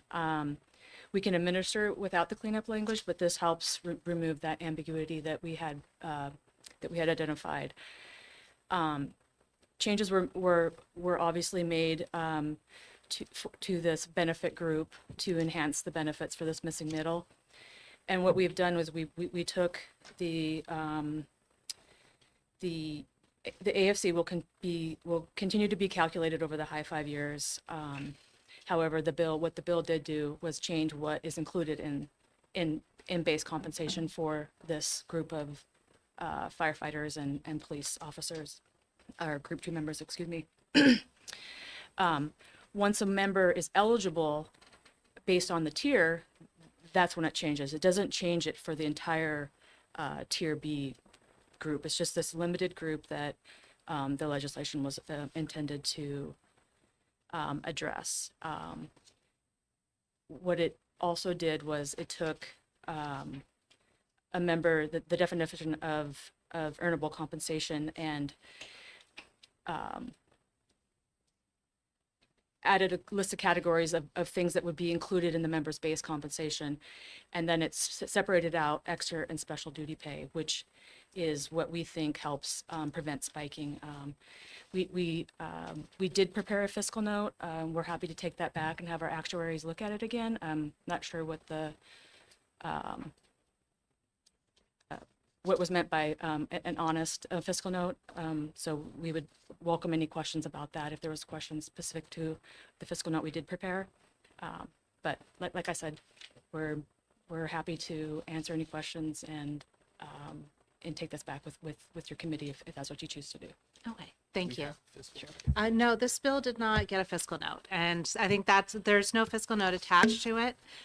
So because you did the work, sure. It sounds like you already did the work. So the fact that we will be moving into executive session to request a fiscal note, just like we did on 1170, then means that the same work you've done will actually be reflected in the bill. So that's very, very helpful. Okay. So we will be doing that. And just because it is so complex, if you can help us sort of with the roadmap of exactly where this was supposed to be and how it fits in, just trying to make sure that we understand all the implications of what we are doing and that we don't just move forward and say, yes, this looks like what you're saying it is, but we take care with a specific language. Excellent. So That that's sounds for like a great follow-up. plan. Okay. Thank you. Thank you. Representative Sitek and then Representative Schmidt. Your card says you support the bill. Is the New Hampshire retirement system in support, or are you just testifying? Just testifying. Okay, so you're, We do, I mean, it's a little bit of an awkward position. We support clearing up the ambiguities. If the committee thinks the language doesn't just do that, we're happy to take that back. We, as I mentioned at the beginning of my comments, we're happy to administer HB 282 as we have indicated on our website. if you don't mind, I'm going to support the bill to clear ambiguity because the retirement system normally doesn't take positions. Yes, thank you for that correction. Thank you. Representative Schmidt? Thank you, Madam Chair. So you referenced Tier B. Not familiar with that term. You're talking about Group 2? Yep. Tier B is Group 2 to you? Yes. Okay. Thank you. Are there other questions from the committee? Yes, Representative Rung. Yeah, I just want to clear up. My understanding is that the Group 2 members, Tier 2 is part of Group 2, but it doesn't, it depends on when they were hired. Correct. Is that correct? So it's not, it doesn't include all of Group 2. Tier 2 is the portion that were hired, I think, after it's in the bill, after 2011. There's Group 2, and then within Group 2, there's Tier A, B, and C. Okay, yeah. Tier A are the group that were vested before, I believe it's July 1, 2011. Okay. Yes. And then there was Tier B, who were already employed and contributing to the New Hampshire retirement system. And then there's a Tier C, who were hired after that date. But and so the Tier B plus was what we're calling it, because it's basically creating a new benefit. It's those people who were close to being vested in the retirement system before the law changed, and so there's about 1,700 members in that population that, as their eligibility for this enhanced benefit comes to play, they'll be eligible for that. Otherwise, they're still in the regular Tier B calculation. So, thank you. You're welcome. Any other questions from members of the committee? Seeing none, thank you very much. thank you. Thank you for the information. Is there anybody else here to testify on House Bill 1471? Seeing none, I will close the hearing on House Bill 1471, and I will open an executive session on House Bill 1471 with the intention of making a request for a fiscal note. So moved. Thank you. And second by Representative Sellers again, because this is a less formal vote. All those in favor, let's raise your hand if you are in favor. Is there anybody opposed? No one is opposed. Unanimously, the committee is voted to request a fiscal note, and we will send that along to the appropriate people to make the request of the retirement system. Thank you. With that, we'll close the executive session on House Bill 1471, and we'll pause for 2 minutes before we introduce the next bill.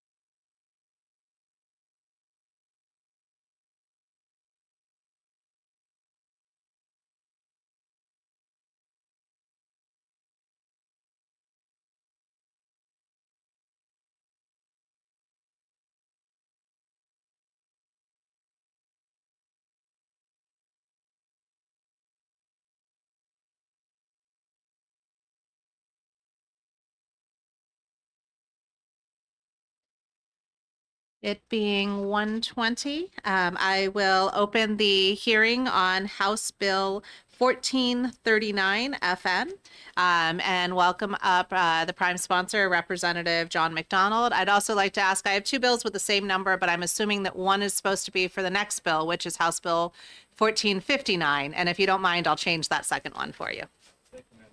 Thank you.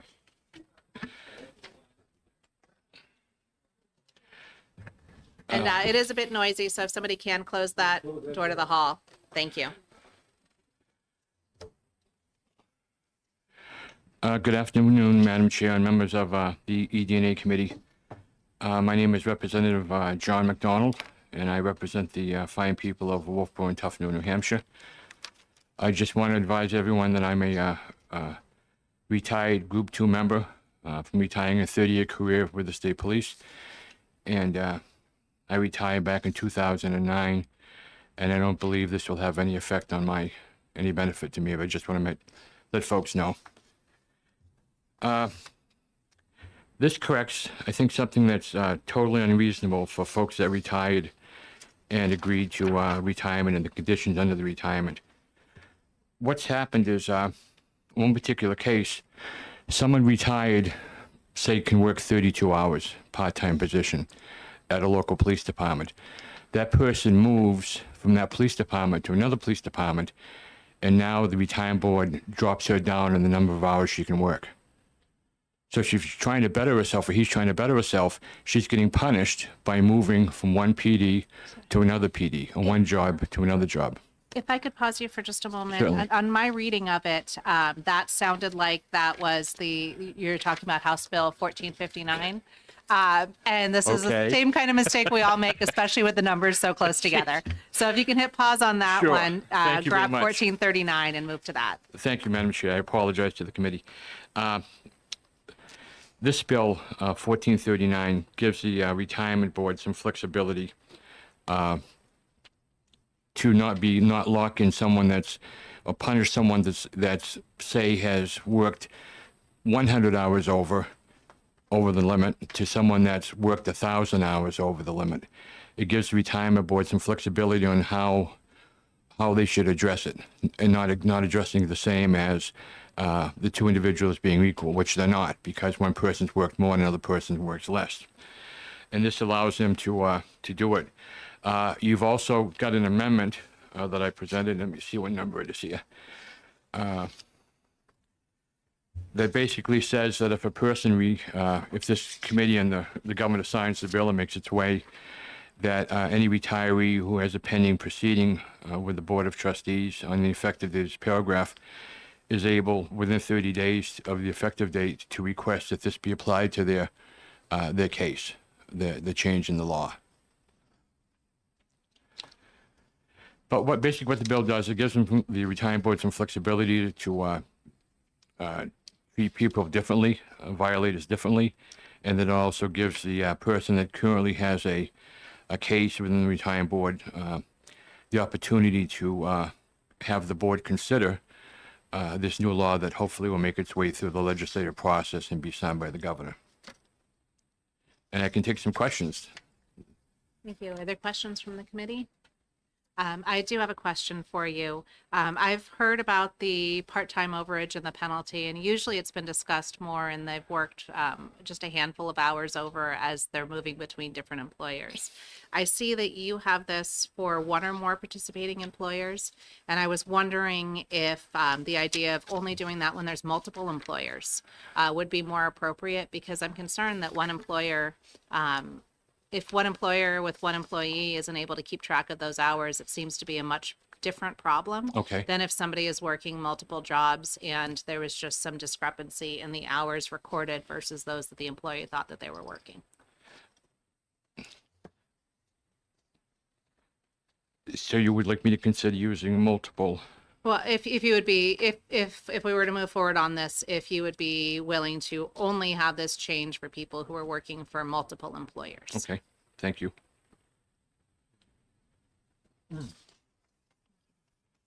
Are there any questions from the committee? Seeing none, thank you very much, and we'll be hearing from you again soon, so don't go too far. Thank you, Madam Chair. Thank you. Next, I'll call up Karen Jones to speak on House Bill 1439. Whoops, are you?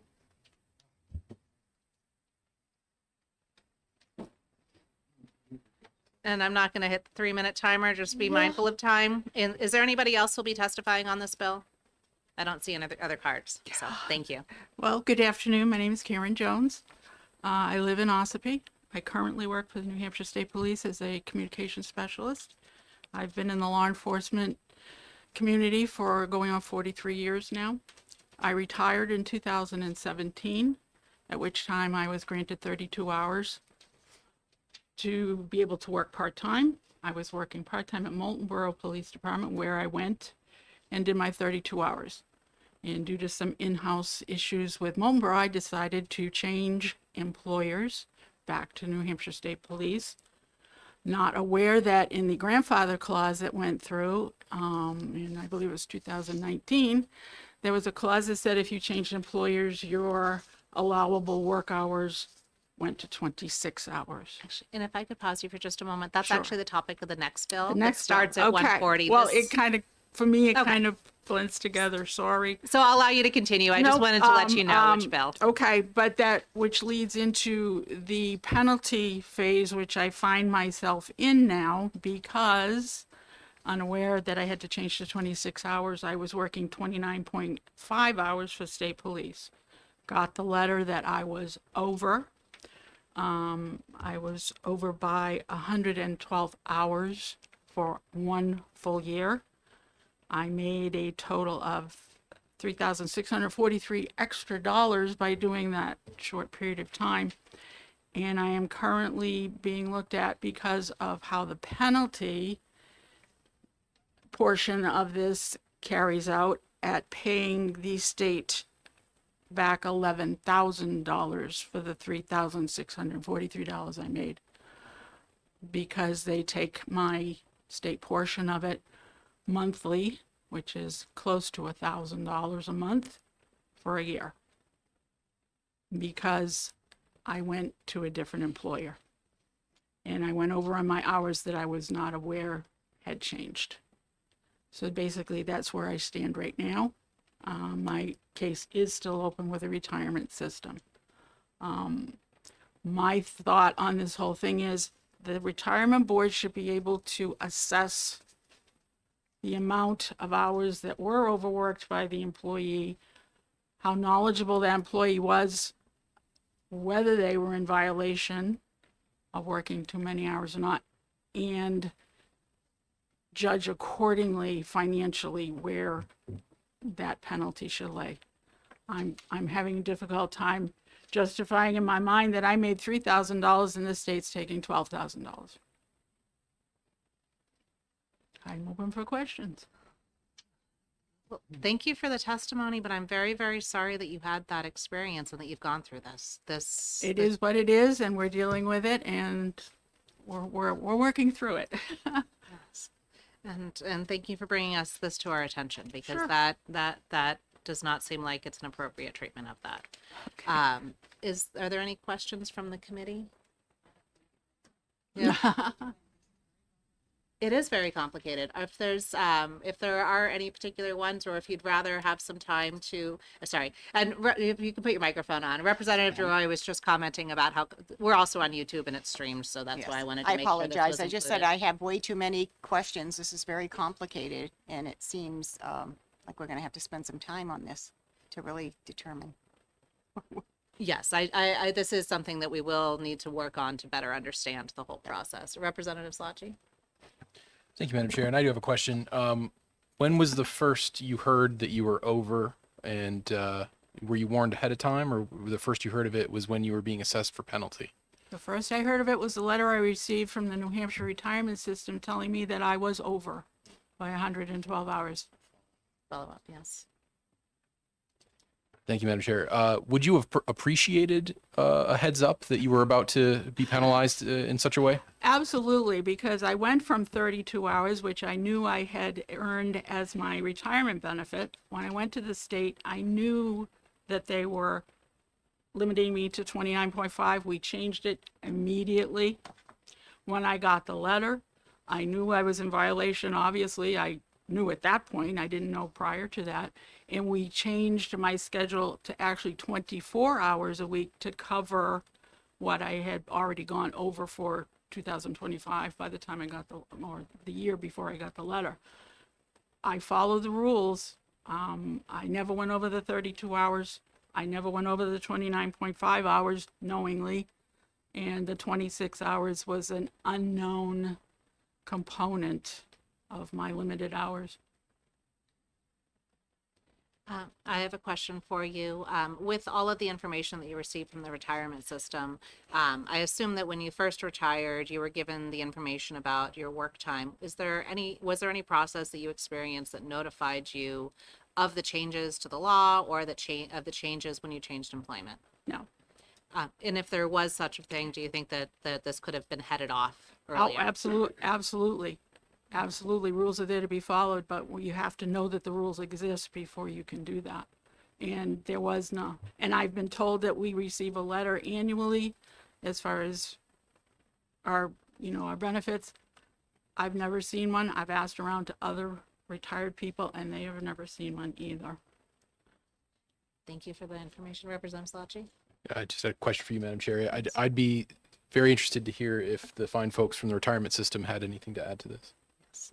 I would be as well, and if they wanted to follow up with us after the hearing as well, that would work for us from the retirement system. So they'll follow up after the hearing with more of information in a written format that we can put in the file. Are there any other questions? I do. Yeah, Representative Rung. Thank you. Thank you for your testimony. If this bill were to pass, and it does take effect of 60 days after passage, which would be after the governor's signature, would this resolve your issue? No. So you're gonna, If without a grandfather clause, or my understanding is there is some wording that was just presented, and I am aware of that. But I feel that this isn't fair to anybody in the retirement system, that they're not aware and they're not made aware of any major changes in their benefits. And I consider going from 32 hours a week to 26 hours a week. That's a major benefit change for a retiree. And there was no notification of it. okay, thank you. Thank you. If I'm seeing no further questions from committee members, thank you very much for your testimony. Is there anybody else here to speak about House Bill 1439? Seeing none, I'll close the hearing on House Bill 1439. We will be back in 7 minutes at 1:40. Thank you.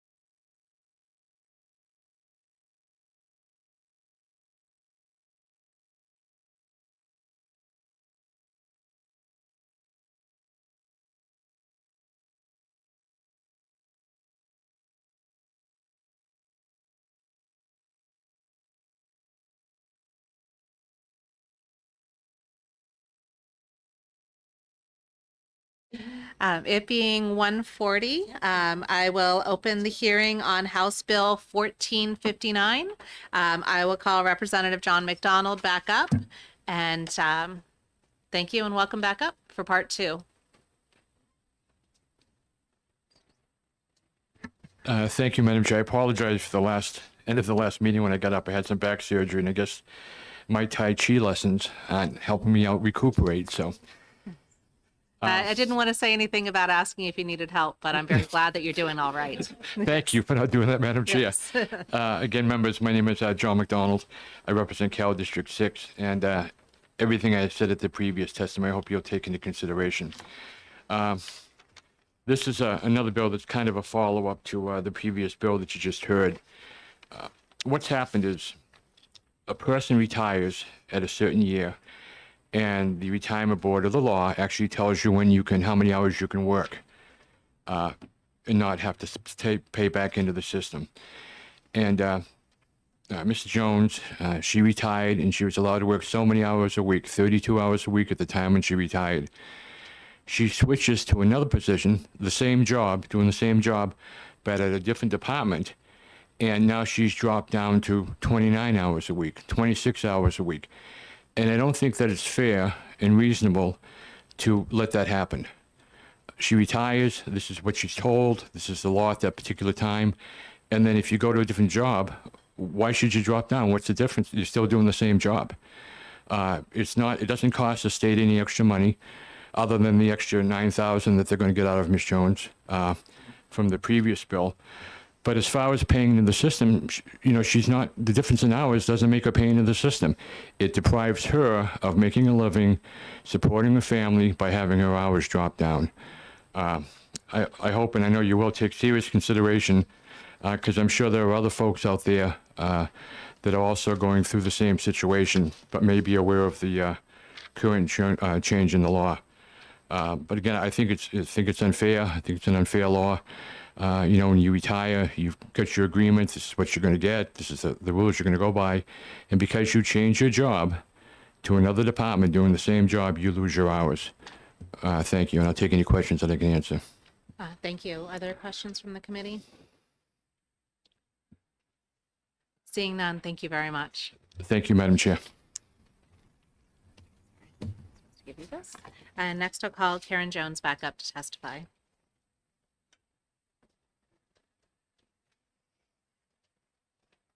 Again, thank you. What Representative McDonald has said is pretty much all there is to say.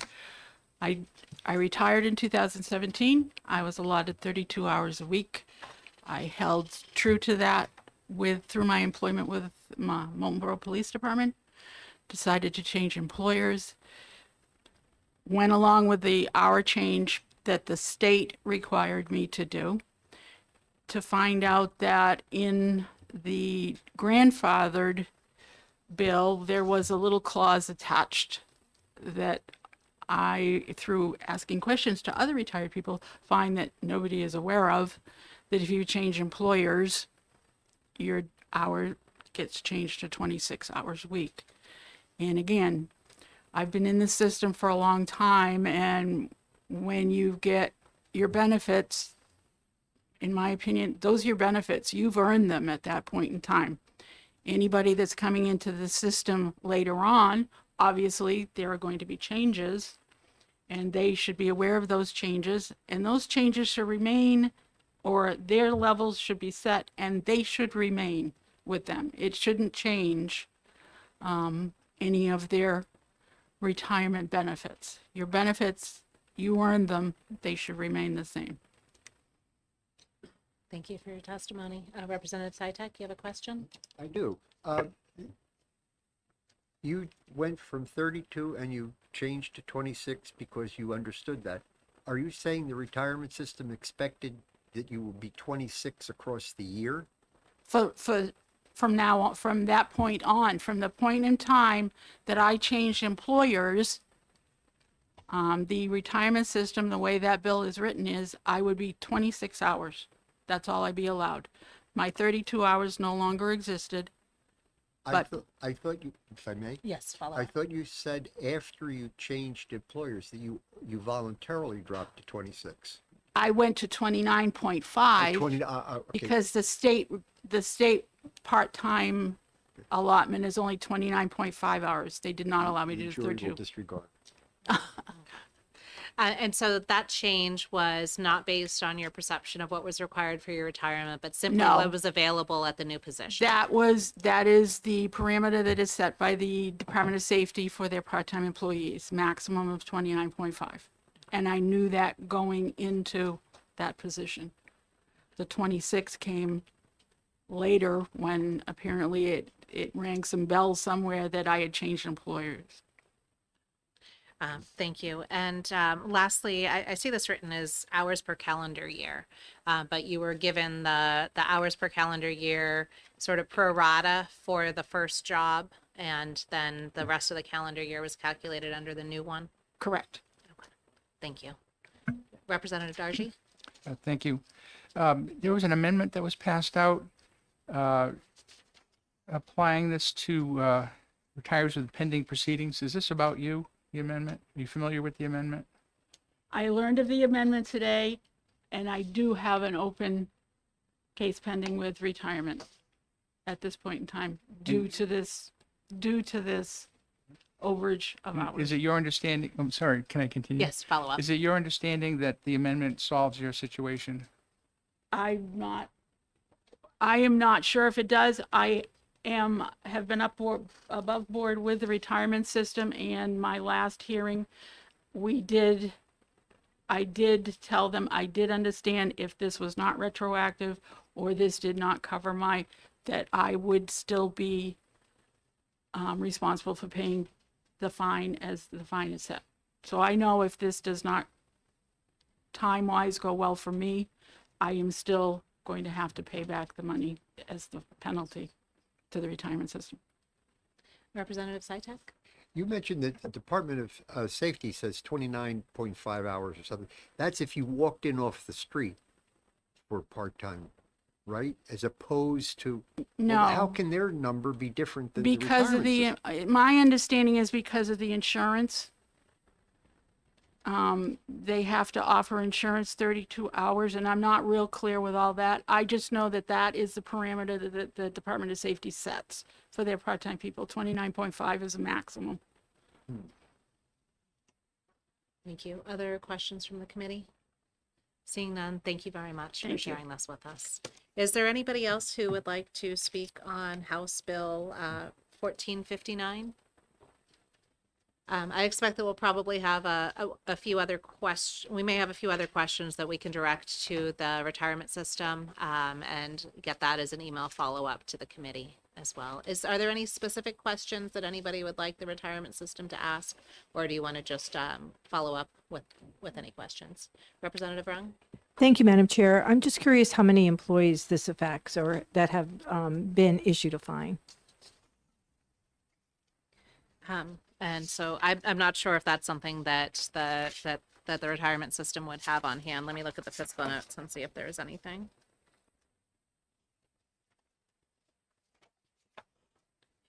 I don't see anything in the fiscal note about that. So I guess the question would be how many employees this could impact. Is that the question about,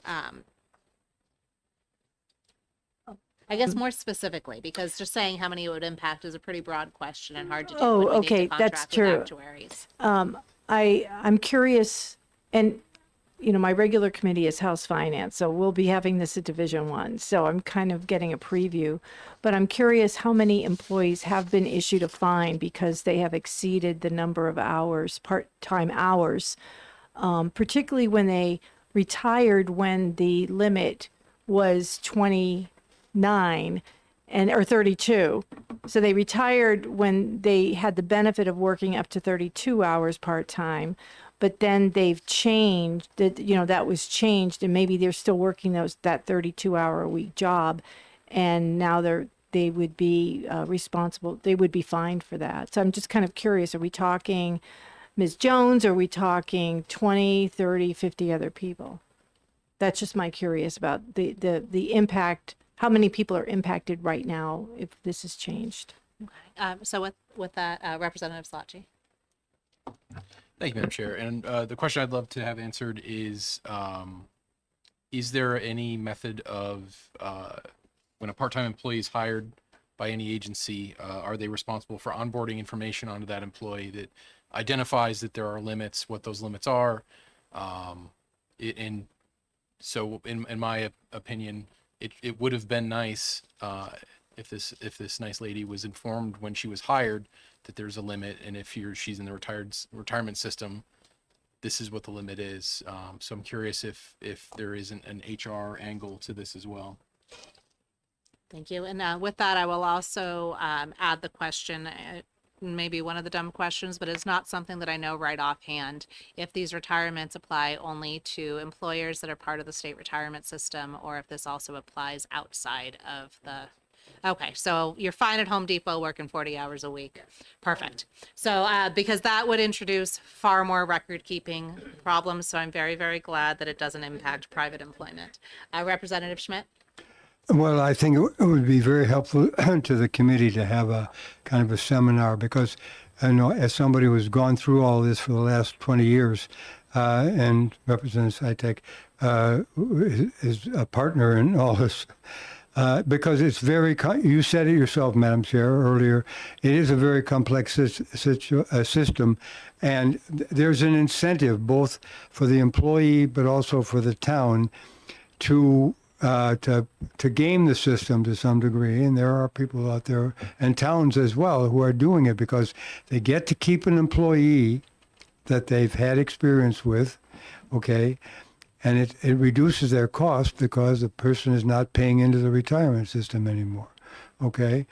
And the towns need to reduce their costs because they're stretching the rubber band in terms of finances as well.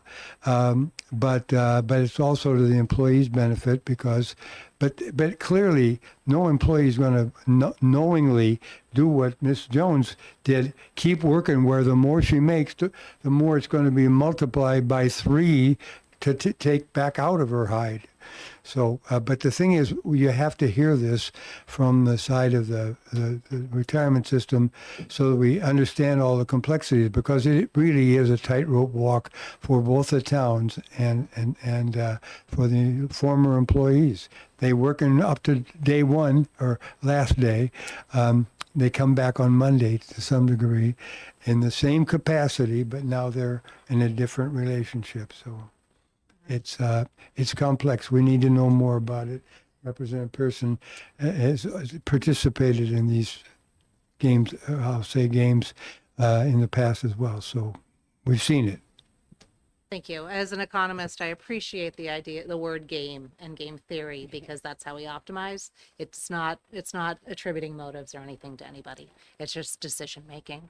Representative Bailey. By the title of the next bill, it would seem you can't come back on Monday. You have to wait 28 days. Correct. It does appear that unless we pass the next bill, you can't come back on Monday after Friday. It needs to be the 28 days later. As we move forward with these bills, we will take a deeper dive on those that we think that is necessary to move forward with. We're not going to do an entire scope on the entire retirement system because we had significant changes done with House Bill 282 in conjunction with House Bill 2 this past year. We are looking at some of the narrow changes around this, and we do want to make sure we understand the implications. And one important implication about increasing part-time is that reduces the amount that's being paid into the retirement system, which impacts the solvency and the future viability of the retirement system, which is something that's all near and dear to our heart. Absolutely, Madam Chair. And the thing is, one of the other aspects I didn't reference is this whole thing is constantly changing because the representatives and the employees are constantly looking at the situation and trying to make it better or more favorable to themselves or others. And it's a constant dance back and forth and so forth. Very complex. So I welcome to the game. Yes, and welcome to the HR committee. Thank you. With that, I will close this hearing, and in 5 minutes at 2 o'clock, we will move to the 28-day waiting period. Sorry.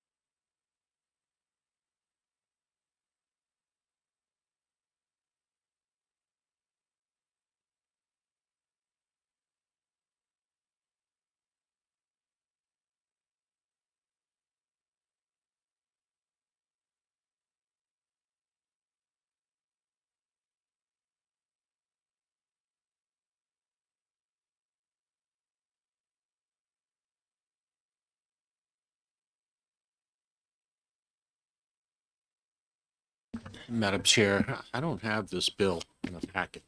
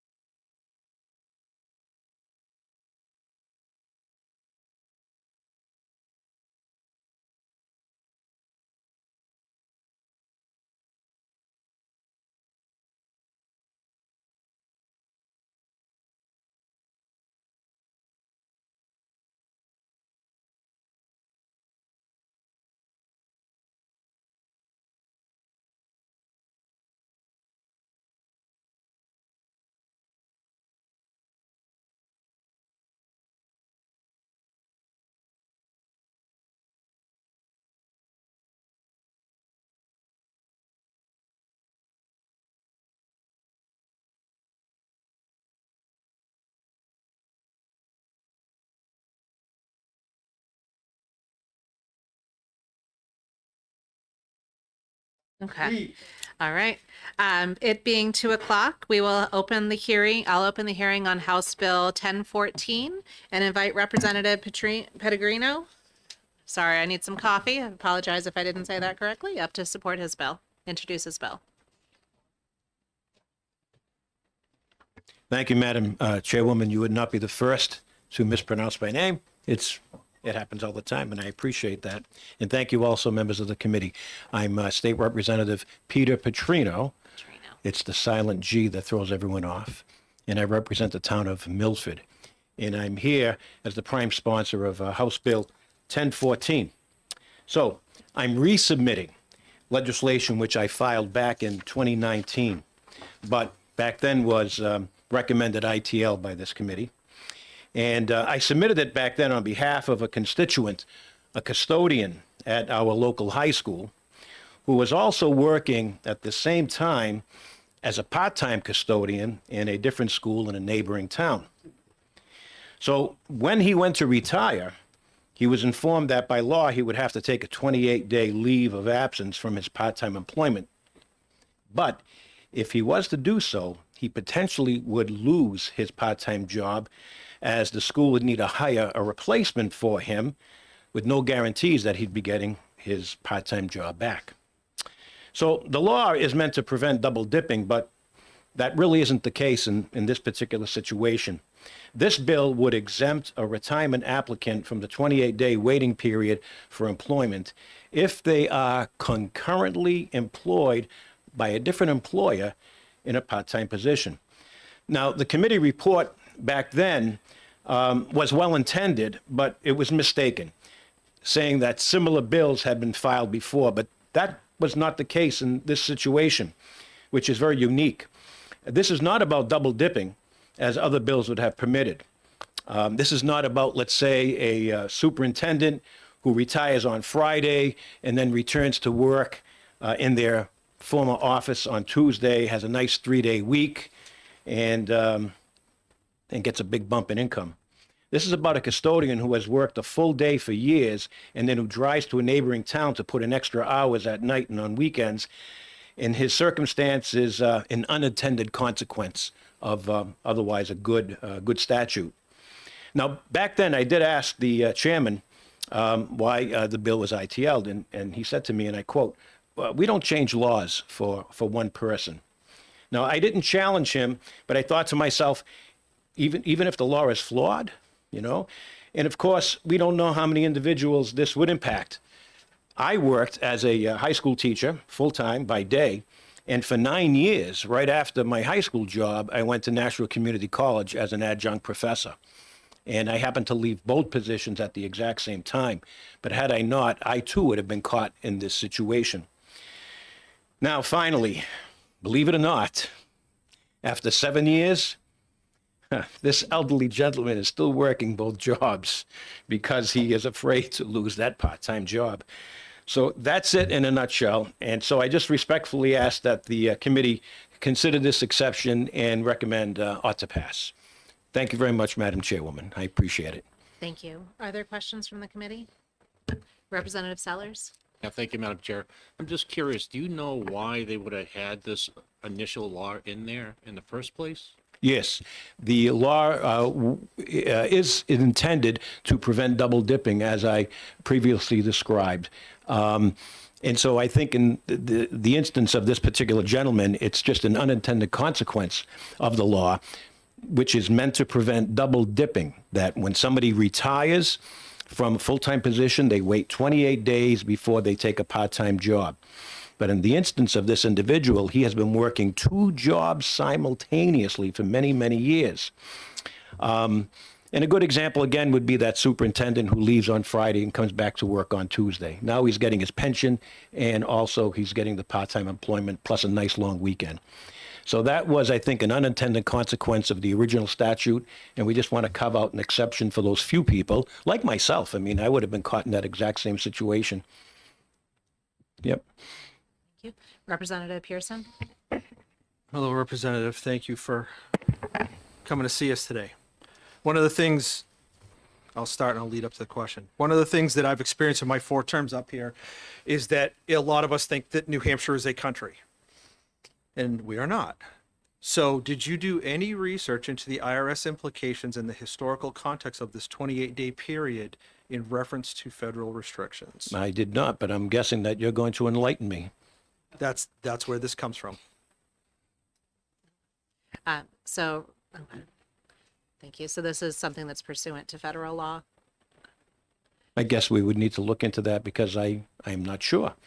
But on face value, it really doesn't make any sense to me, the law withstanding. Yeah, I hear you. I hear you. But I do feel for this particular individual. And recently I was up at Milford High School attending an event by students, and I bumped into him in the hall. And I told him what I was doing, and I said, I didn't want to tell you because I didn't want to get your hopes up. But just so you know, I'm refiling this bill because after 7 years, it still doesn't make any sense to me. And this poor fella is caught up really in a conundrum. As you know, when school ends in June, the custodians move out all the furniture, they start washing and waxing the floors, and now this neighboring school district's going to have to find somebody for 28 days to fill his spot. And when 28 days are up, they're not going to turn around and fire the new guy to rehire the guy that they let go for that 28 days. And it just, to me, seems really unfair. So that's the bottom line. Thank you, Representative Sitek. What does the fact, sir, of his working a concurrent job have to do with it? Well, I think the current statute is that if you're working full-time, and that's all, and that's your employment, and then you seek part-time employment, but you don't have that part-time employment yet, you wait 28 days until you get that part-time job. But in this case, he's not seeking part-time employment. He already has it, and he's had it for many years. And now the law is turning around and saying, yes, we know you've worked at this job for X amount of years, but now you have to take a 28-day leave and then come back. And that just doesn't make any sense.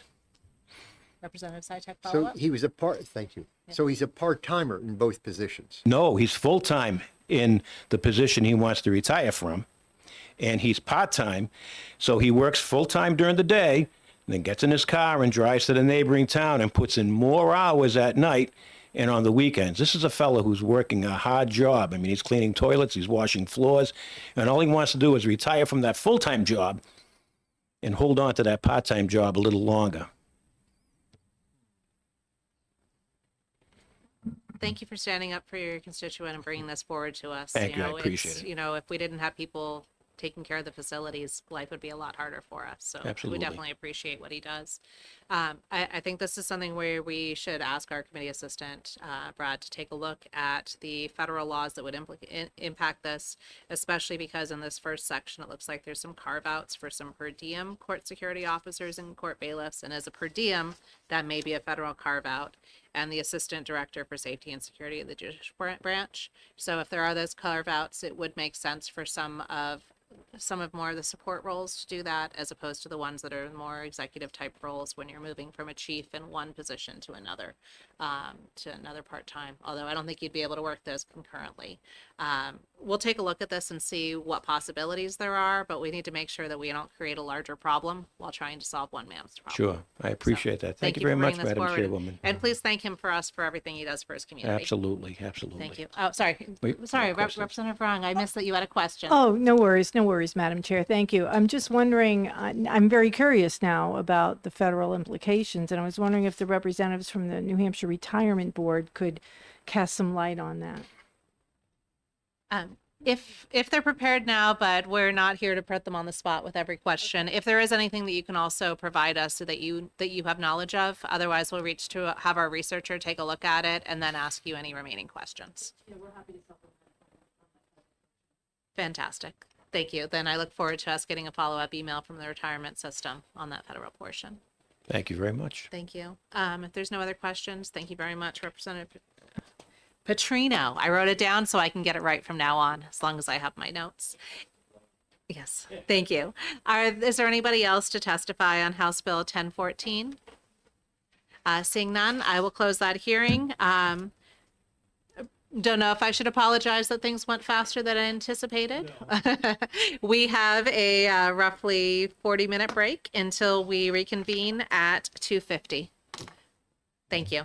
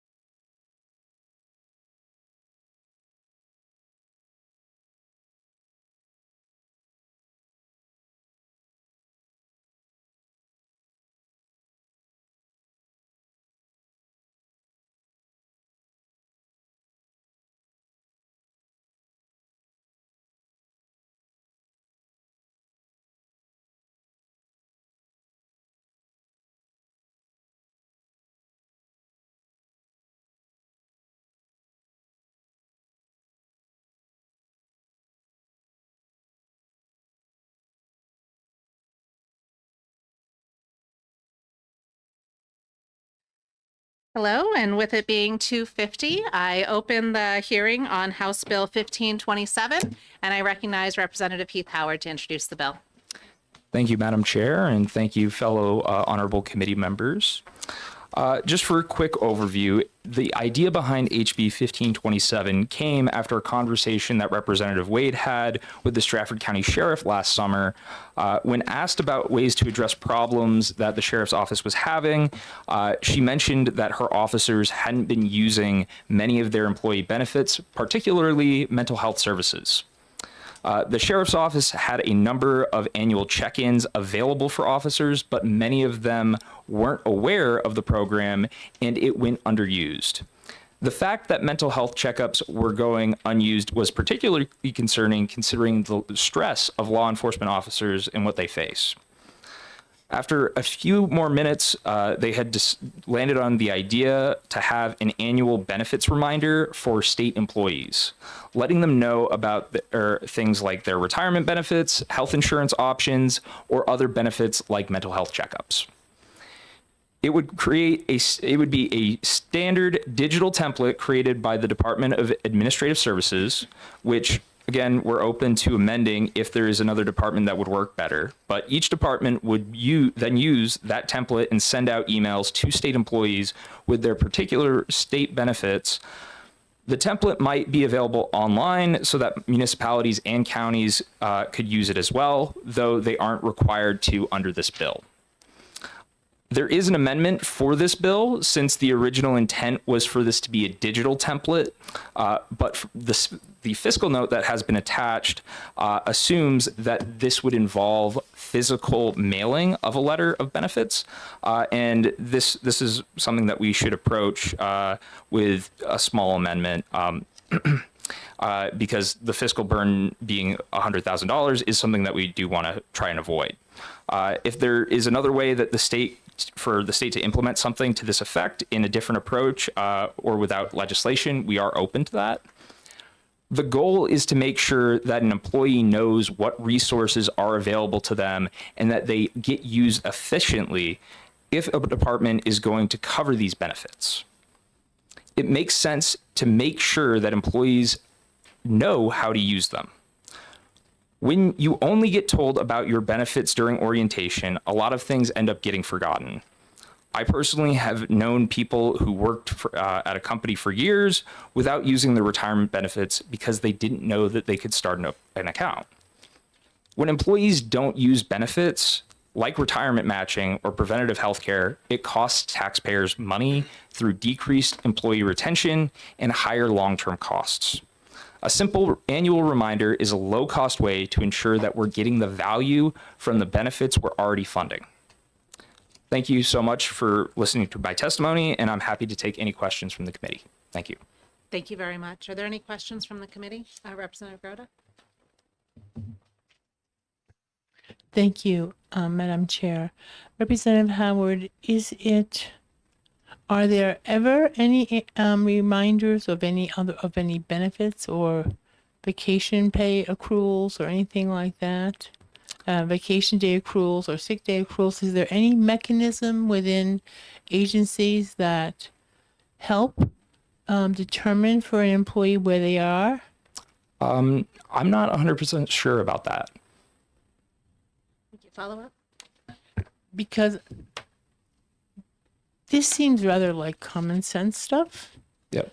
And I'm just wondering if there's another mechanism that can be used to just add on to something that we're already doing. So has anyone spoken with the Department of Administration to? Yes, I believe Representative Wade has. Okay. Thank you. Representative Pearson and then Representative Brown. Yeah, I guess it's I'm kind of bouncing off of what Representative Grote is saying. Today, right now, if I want to find out what's going on, and I've worked for the state for 23 years, is there not somebody I call right now that I can have questions answered? I would presume HR related or something to that. Like, does that not exist currently? Again, I'm not 100% certain about that. This is something that we felt was an issue because employees are currently not being notified of this. I'll let Representative Rung. Thank you, Madam Chair. I have some concerns about this representative for a few reasons. One is, you mentioned the sheriff, there was an anecdotal situation with the sheriff's office, and yet this doesn't mandate it for the sheriff's office, it just does it for state agencies. So I have a concern that we're coming up with a solution to a problem that doesn't exist in state agencies. Also, during my working life, I had a position for many years as managing corporate communications for a large company, and that included employee communications. And I'm afraid that if this really is an issue, passing this bill isn't going to address the core problem, which would be a failure of effective communications between management and employees. I also think have the governor being the chief executive of all of these state agencies, I actually think it might be more effective for her to communicate to her state heads, maybe do an assessment of effective employee communications. But the way I look at this bill, and I want to get your feedback on it, is this, do we have demonstrated information that this is a problem that needs a solution outside of that one example with the sheriff's office? Well, as previously mentioned, I think that this is a problem because we have a lot of benefits that we do provide to our state employees. And it's a situation where if they're not utilizing that because they don't know that it exists, we are wasting money. We are essentially, because we're paying for a service that isn't being used. So it's something where we should be trying to get the most out of our tax dollars. And, again, we're open to working in amendments to make sure that we encompass all of the concerns, to make sure that we do have effective communication, even for counties as well. Yes, follow up. But do you have any data or any information about why those benefits, that they're not being taken to the extent that you expect, and that the reasons is that they're not being communicated? Could there be other reasons an employee is not taking advantage of a benefit? Well, I would say that, yes, this is a little bit anecdotal, but it is the fact that there are a lot of people that are unaware of what they are receiving. So it is something where making sure that they know that it exists is making sure that we are able to provide them with all of the services that we are paying for. And I think that that's an important use of state funds. Thank you. And Representative, do you know if Representative Wade has worked with the Stratford County Sheriff's or Stratford County to send these types of notices and information out to their employees on their own to see if that's something that increased the uptake? That is something that I can talk to Representative Wade about. Thank you, because it would be nice to have a smaller case study. If we found greater utilization, then it would be easier to encourage other government employers to do the same. Yes. Thank you. Other questions? Seeing none, thank you very much for introducing the bill. Thank you. Thank you. Is there, I'm not sure if we got, let's see. I do have this one from you. Is there anybody else here to speak on House Bill 1527? Seeing none, I'll close the hearing on this bill. And in 7 minutes, we will pick up again with our last bill of the day, which is House Bill 1727.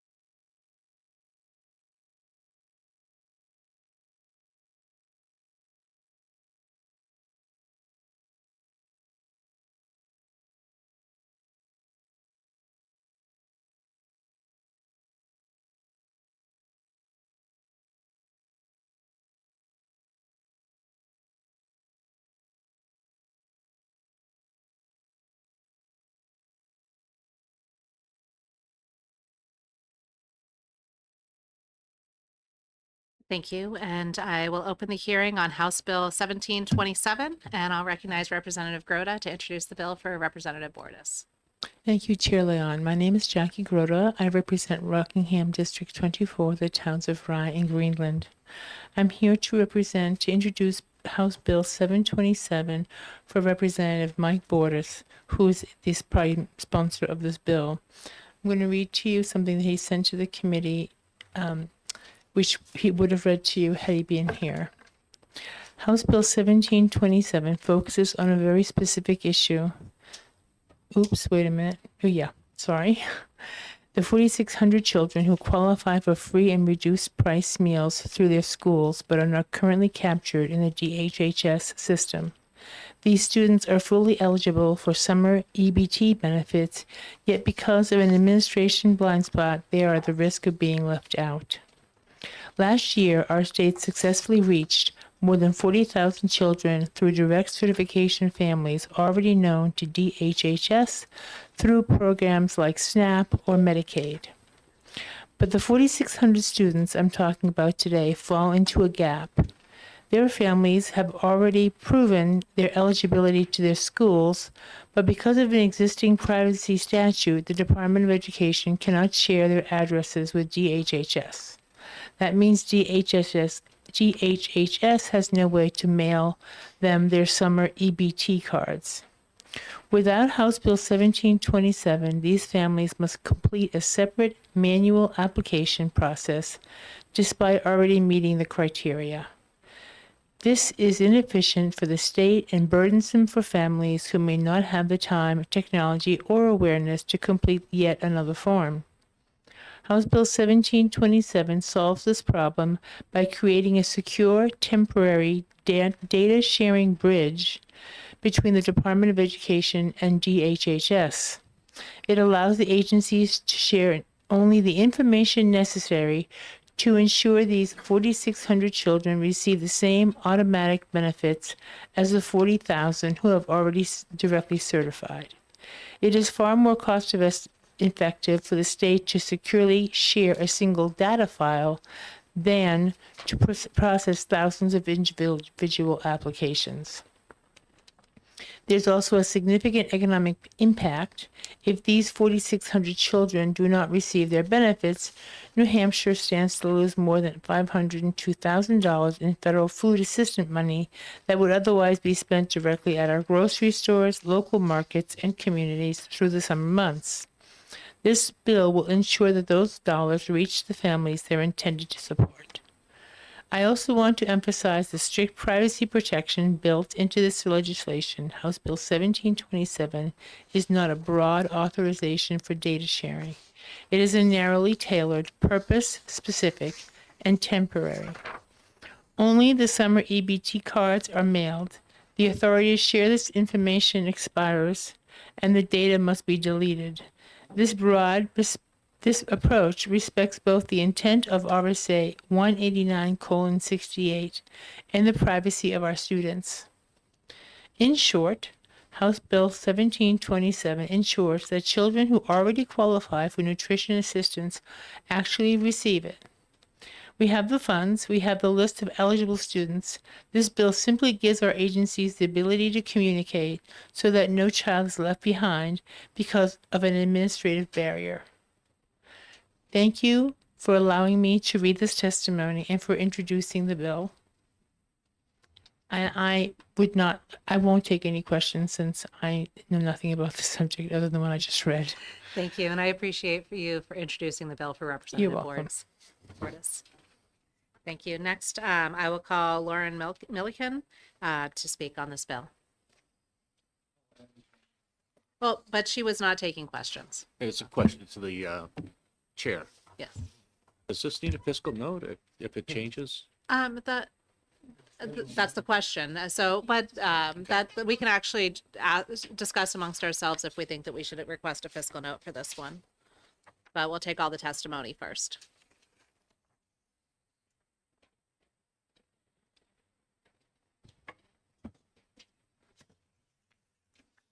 Thank you. Oh, you turned off your microphone when you pushed the button. Sorry, the red is the. Yes, red means go. Good afternoon, Chairwoman Leon and members of the committee. My name is Laura Milliken. I'm the Executive Director of New Hampshire Hunger Solutions. We're a nonprofit, nonpartisan organization that advocates to end hunger in our state. And I'm here to testify in support of HB 1727. We think it's a common sense, good government bill that fixes a technical glitch currently preventing thousands of Granite State children from receiving food assistance that they've already qualified for. And you heard the Representative Grote gave a great comments, and so I'll just skim these. I don't know the exact number in 2025 that did not get certified, but the departments are able to share some limited data, but the Department of Education is barred from having child level data available. So they don't have children's addresses. So the Department of Education, as I understand it, gets a file from the schools that says the names of the kids on free and reduced for purposes of data matching only, and they share that with Health and Human Services. If the kids aren't already known to the department because they're not on SNAP or they're not on other programs that the department administers, then DHHS doesn't have those addresses. They just have the names. So what they've done is they've created an address portal. But the problem is there aren't any dollars to publicize the portal. So many families fell through the gaps in the last couple of years. In 2024, the department told me that there were 4,600 kids in the category of people who the kids were on free and reduced, but they didn't have the addresses. And then they told me later that only about 60 people applied through the portal. So this is information that New Hampshire Hunger Solutions got from the state. I don't have the 2025 numbers, but today we talked with the superintendent in Somersworth, who said that approximately 450 students received free and reduced meals in his schools. 315 were directly certified, and 135 didn't know to apply for summer EBT through the portal, so they missed out on a benefit. And just so in case people aren't familiar with summer EBT, it's the program, the federal program that's intended to replace school meals during the summer when kids aren't in school. So summer is the hungriest time for kids generally because low-income kids can't access those meals in school. So summer EBT exists to fill that gap, to give families a little more on a EBT card, like a SNAP card, in the summer, so that they can purchase food, so their kids aren't food insecure, so they can get through the summer and start the school year ready to learn. But again, there are a number of kids that are falling through the gaps. So this is an attempt to do limited data sharing between the departments to allow for kids to not fall through those gaps. And thank you. If happy you're to willing take to take questions. questions. Happy to take Thank questions. you. Representative Pearson? Thank you, Madam Chair, and thank you for coming in the late afternoon to this. You mentioned federal dollars.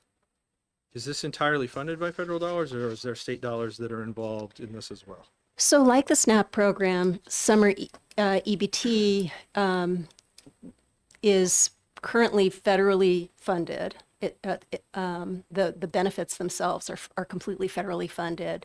The administrative cost is shared with the state. So this wouldn't, well, I can't speak to whether it would change the administrative cost, but, and these are kids who are already eligible. They're just, because of the data sharing problems, they are falling through the gaps. Are there other questions from the committee? Representative Brown? Thank you, Madam Chair. Following up on Representative Pearson's question, would the state actually save on administrative costs because it would be more efficient to have those addresses automatically shared between the two agencies rather than having the paper application having to be submitted? I mean, that is certainly my hope. I am not an expert on state data systems, and so I would defer to my colleagues at DHHS. Thank you. And I think more, if you don't mind, if we take an aside to the committee, I think that there are some of us that may be concerned that setting up the MOU and that system for data transfer may be expensive. It sounds that some may believe that this is actually a cost savings. I think that after this, we probably should move into executive session and request a fiscal note so we can know if this is a savings or a cost to the state.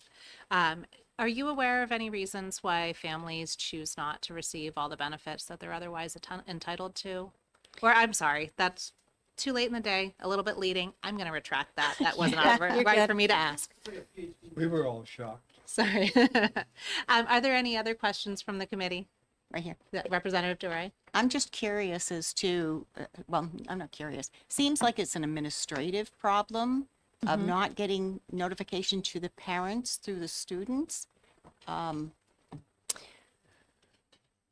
So I think that certainly the backup plan is to do as much outreach as possible, but since there aren't outreach dollars that are available to the state, there's only so much that they can do. An organization like mine can, post on social media as much as we can, but there's still going to be parents who don't know to look for or don't know where to find things online.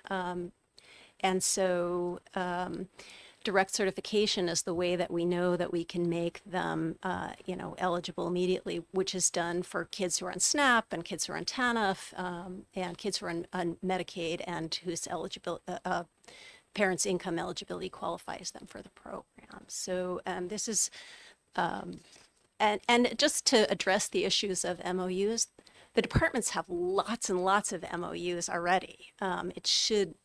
It should not be a lot more work to add an additional MOU. So memorandums of understanding. Thank you. Thank you. Representative Sellers? Thank you, Madam Chair. So my question is, these families are already on SNAP, is that correct? The families that we're concerned about are not on SNAP. Their children are enrolled in free and reduced meals, but they're not on SNAP and therefore are not known to the Department of Health and Human Services. Follow up? Yes. Thank you. So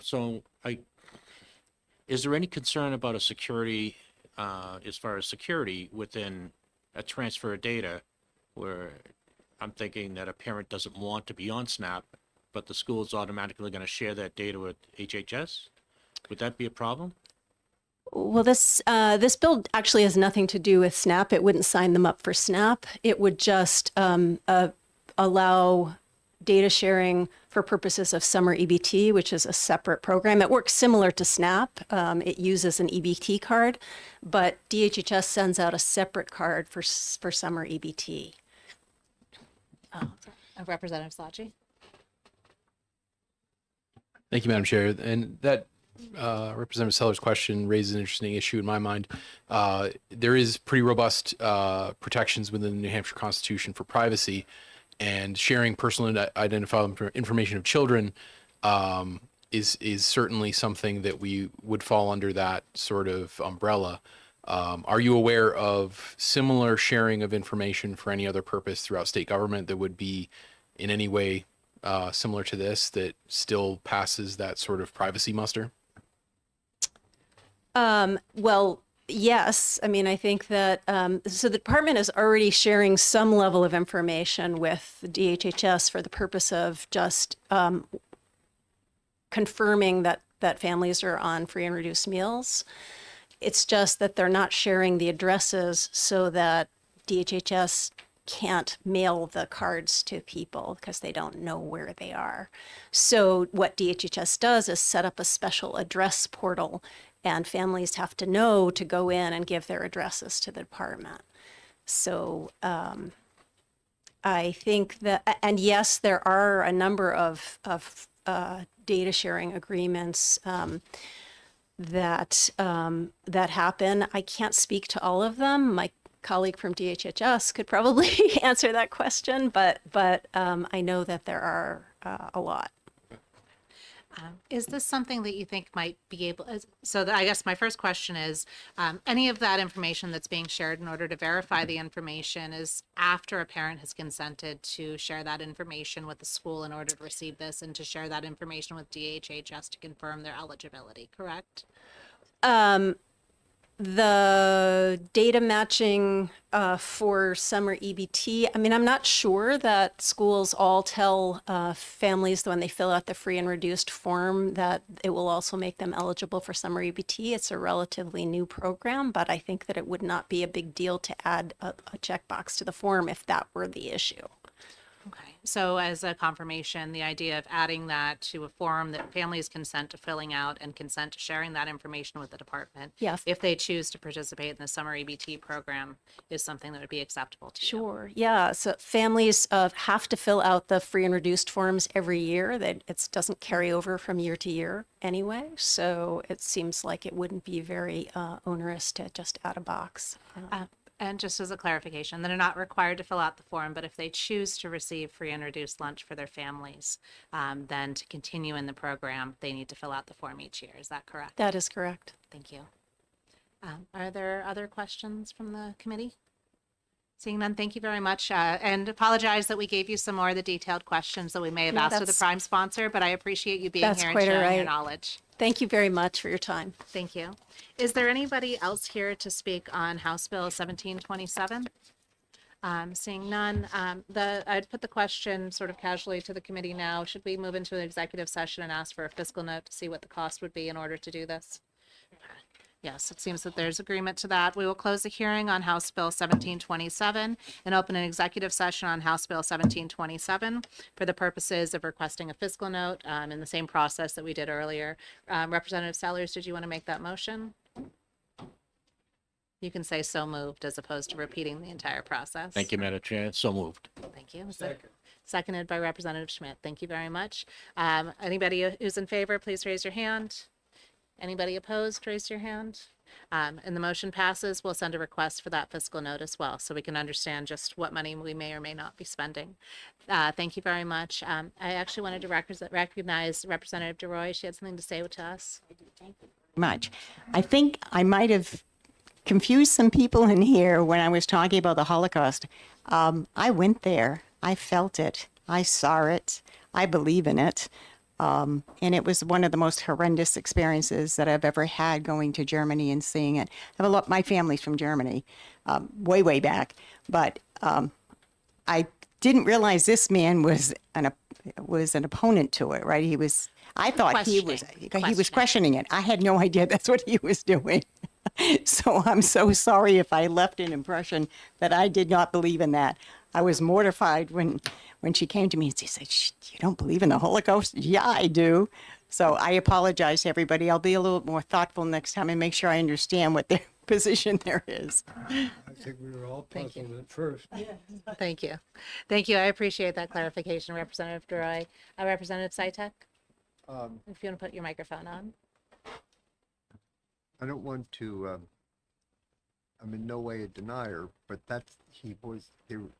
maybe that's what makes, maybe that is what his ultimate purpose is, but he was careful to make it sound like he was arguing statistics or extent or details that seemed to be exaggerated or missed. So he's very careful. I'm saying that only for my listening to him. I'm not the least bit interested in pursuing that line. I think it's just too dangerous. I don't care what the number was. I look at the pictures that Eisenhower had taken, and you could just, it's terrible. So the fine details exhumed after 50 years, 80 years is irrelevant to me. But I'm just talking about what he said, that's all. Yeah, thank you. We don't want to ascribe the motive to what he said, but around the context, there was a potential for that to be misunderstood. And with this? We're trying not to get engaged in a debate with this, but Representative Rung. Oh, no, I just wanted to thank the committee. It was a great experience to spend the day. It's my first time in ED&A, and Madam Chair, thank you very much for running a great meeting. Thank you very much. And I want to thank everybody for being here. I appreciate Representative Rung and Representative Schultz for coming in as substitutes today. We released her since we weren't planning to do any contentious executive sessions. And with that, I will see everybody back here tomorrow at 10 a.m. and rest up and don't forget your coffee. Thank you.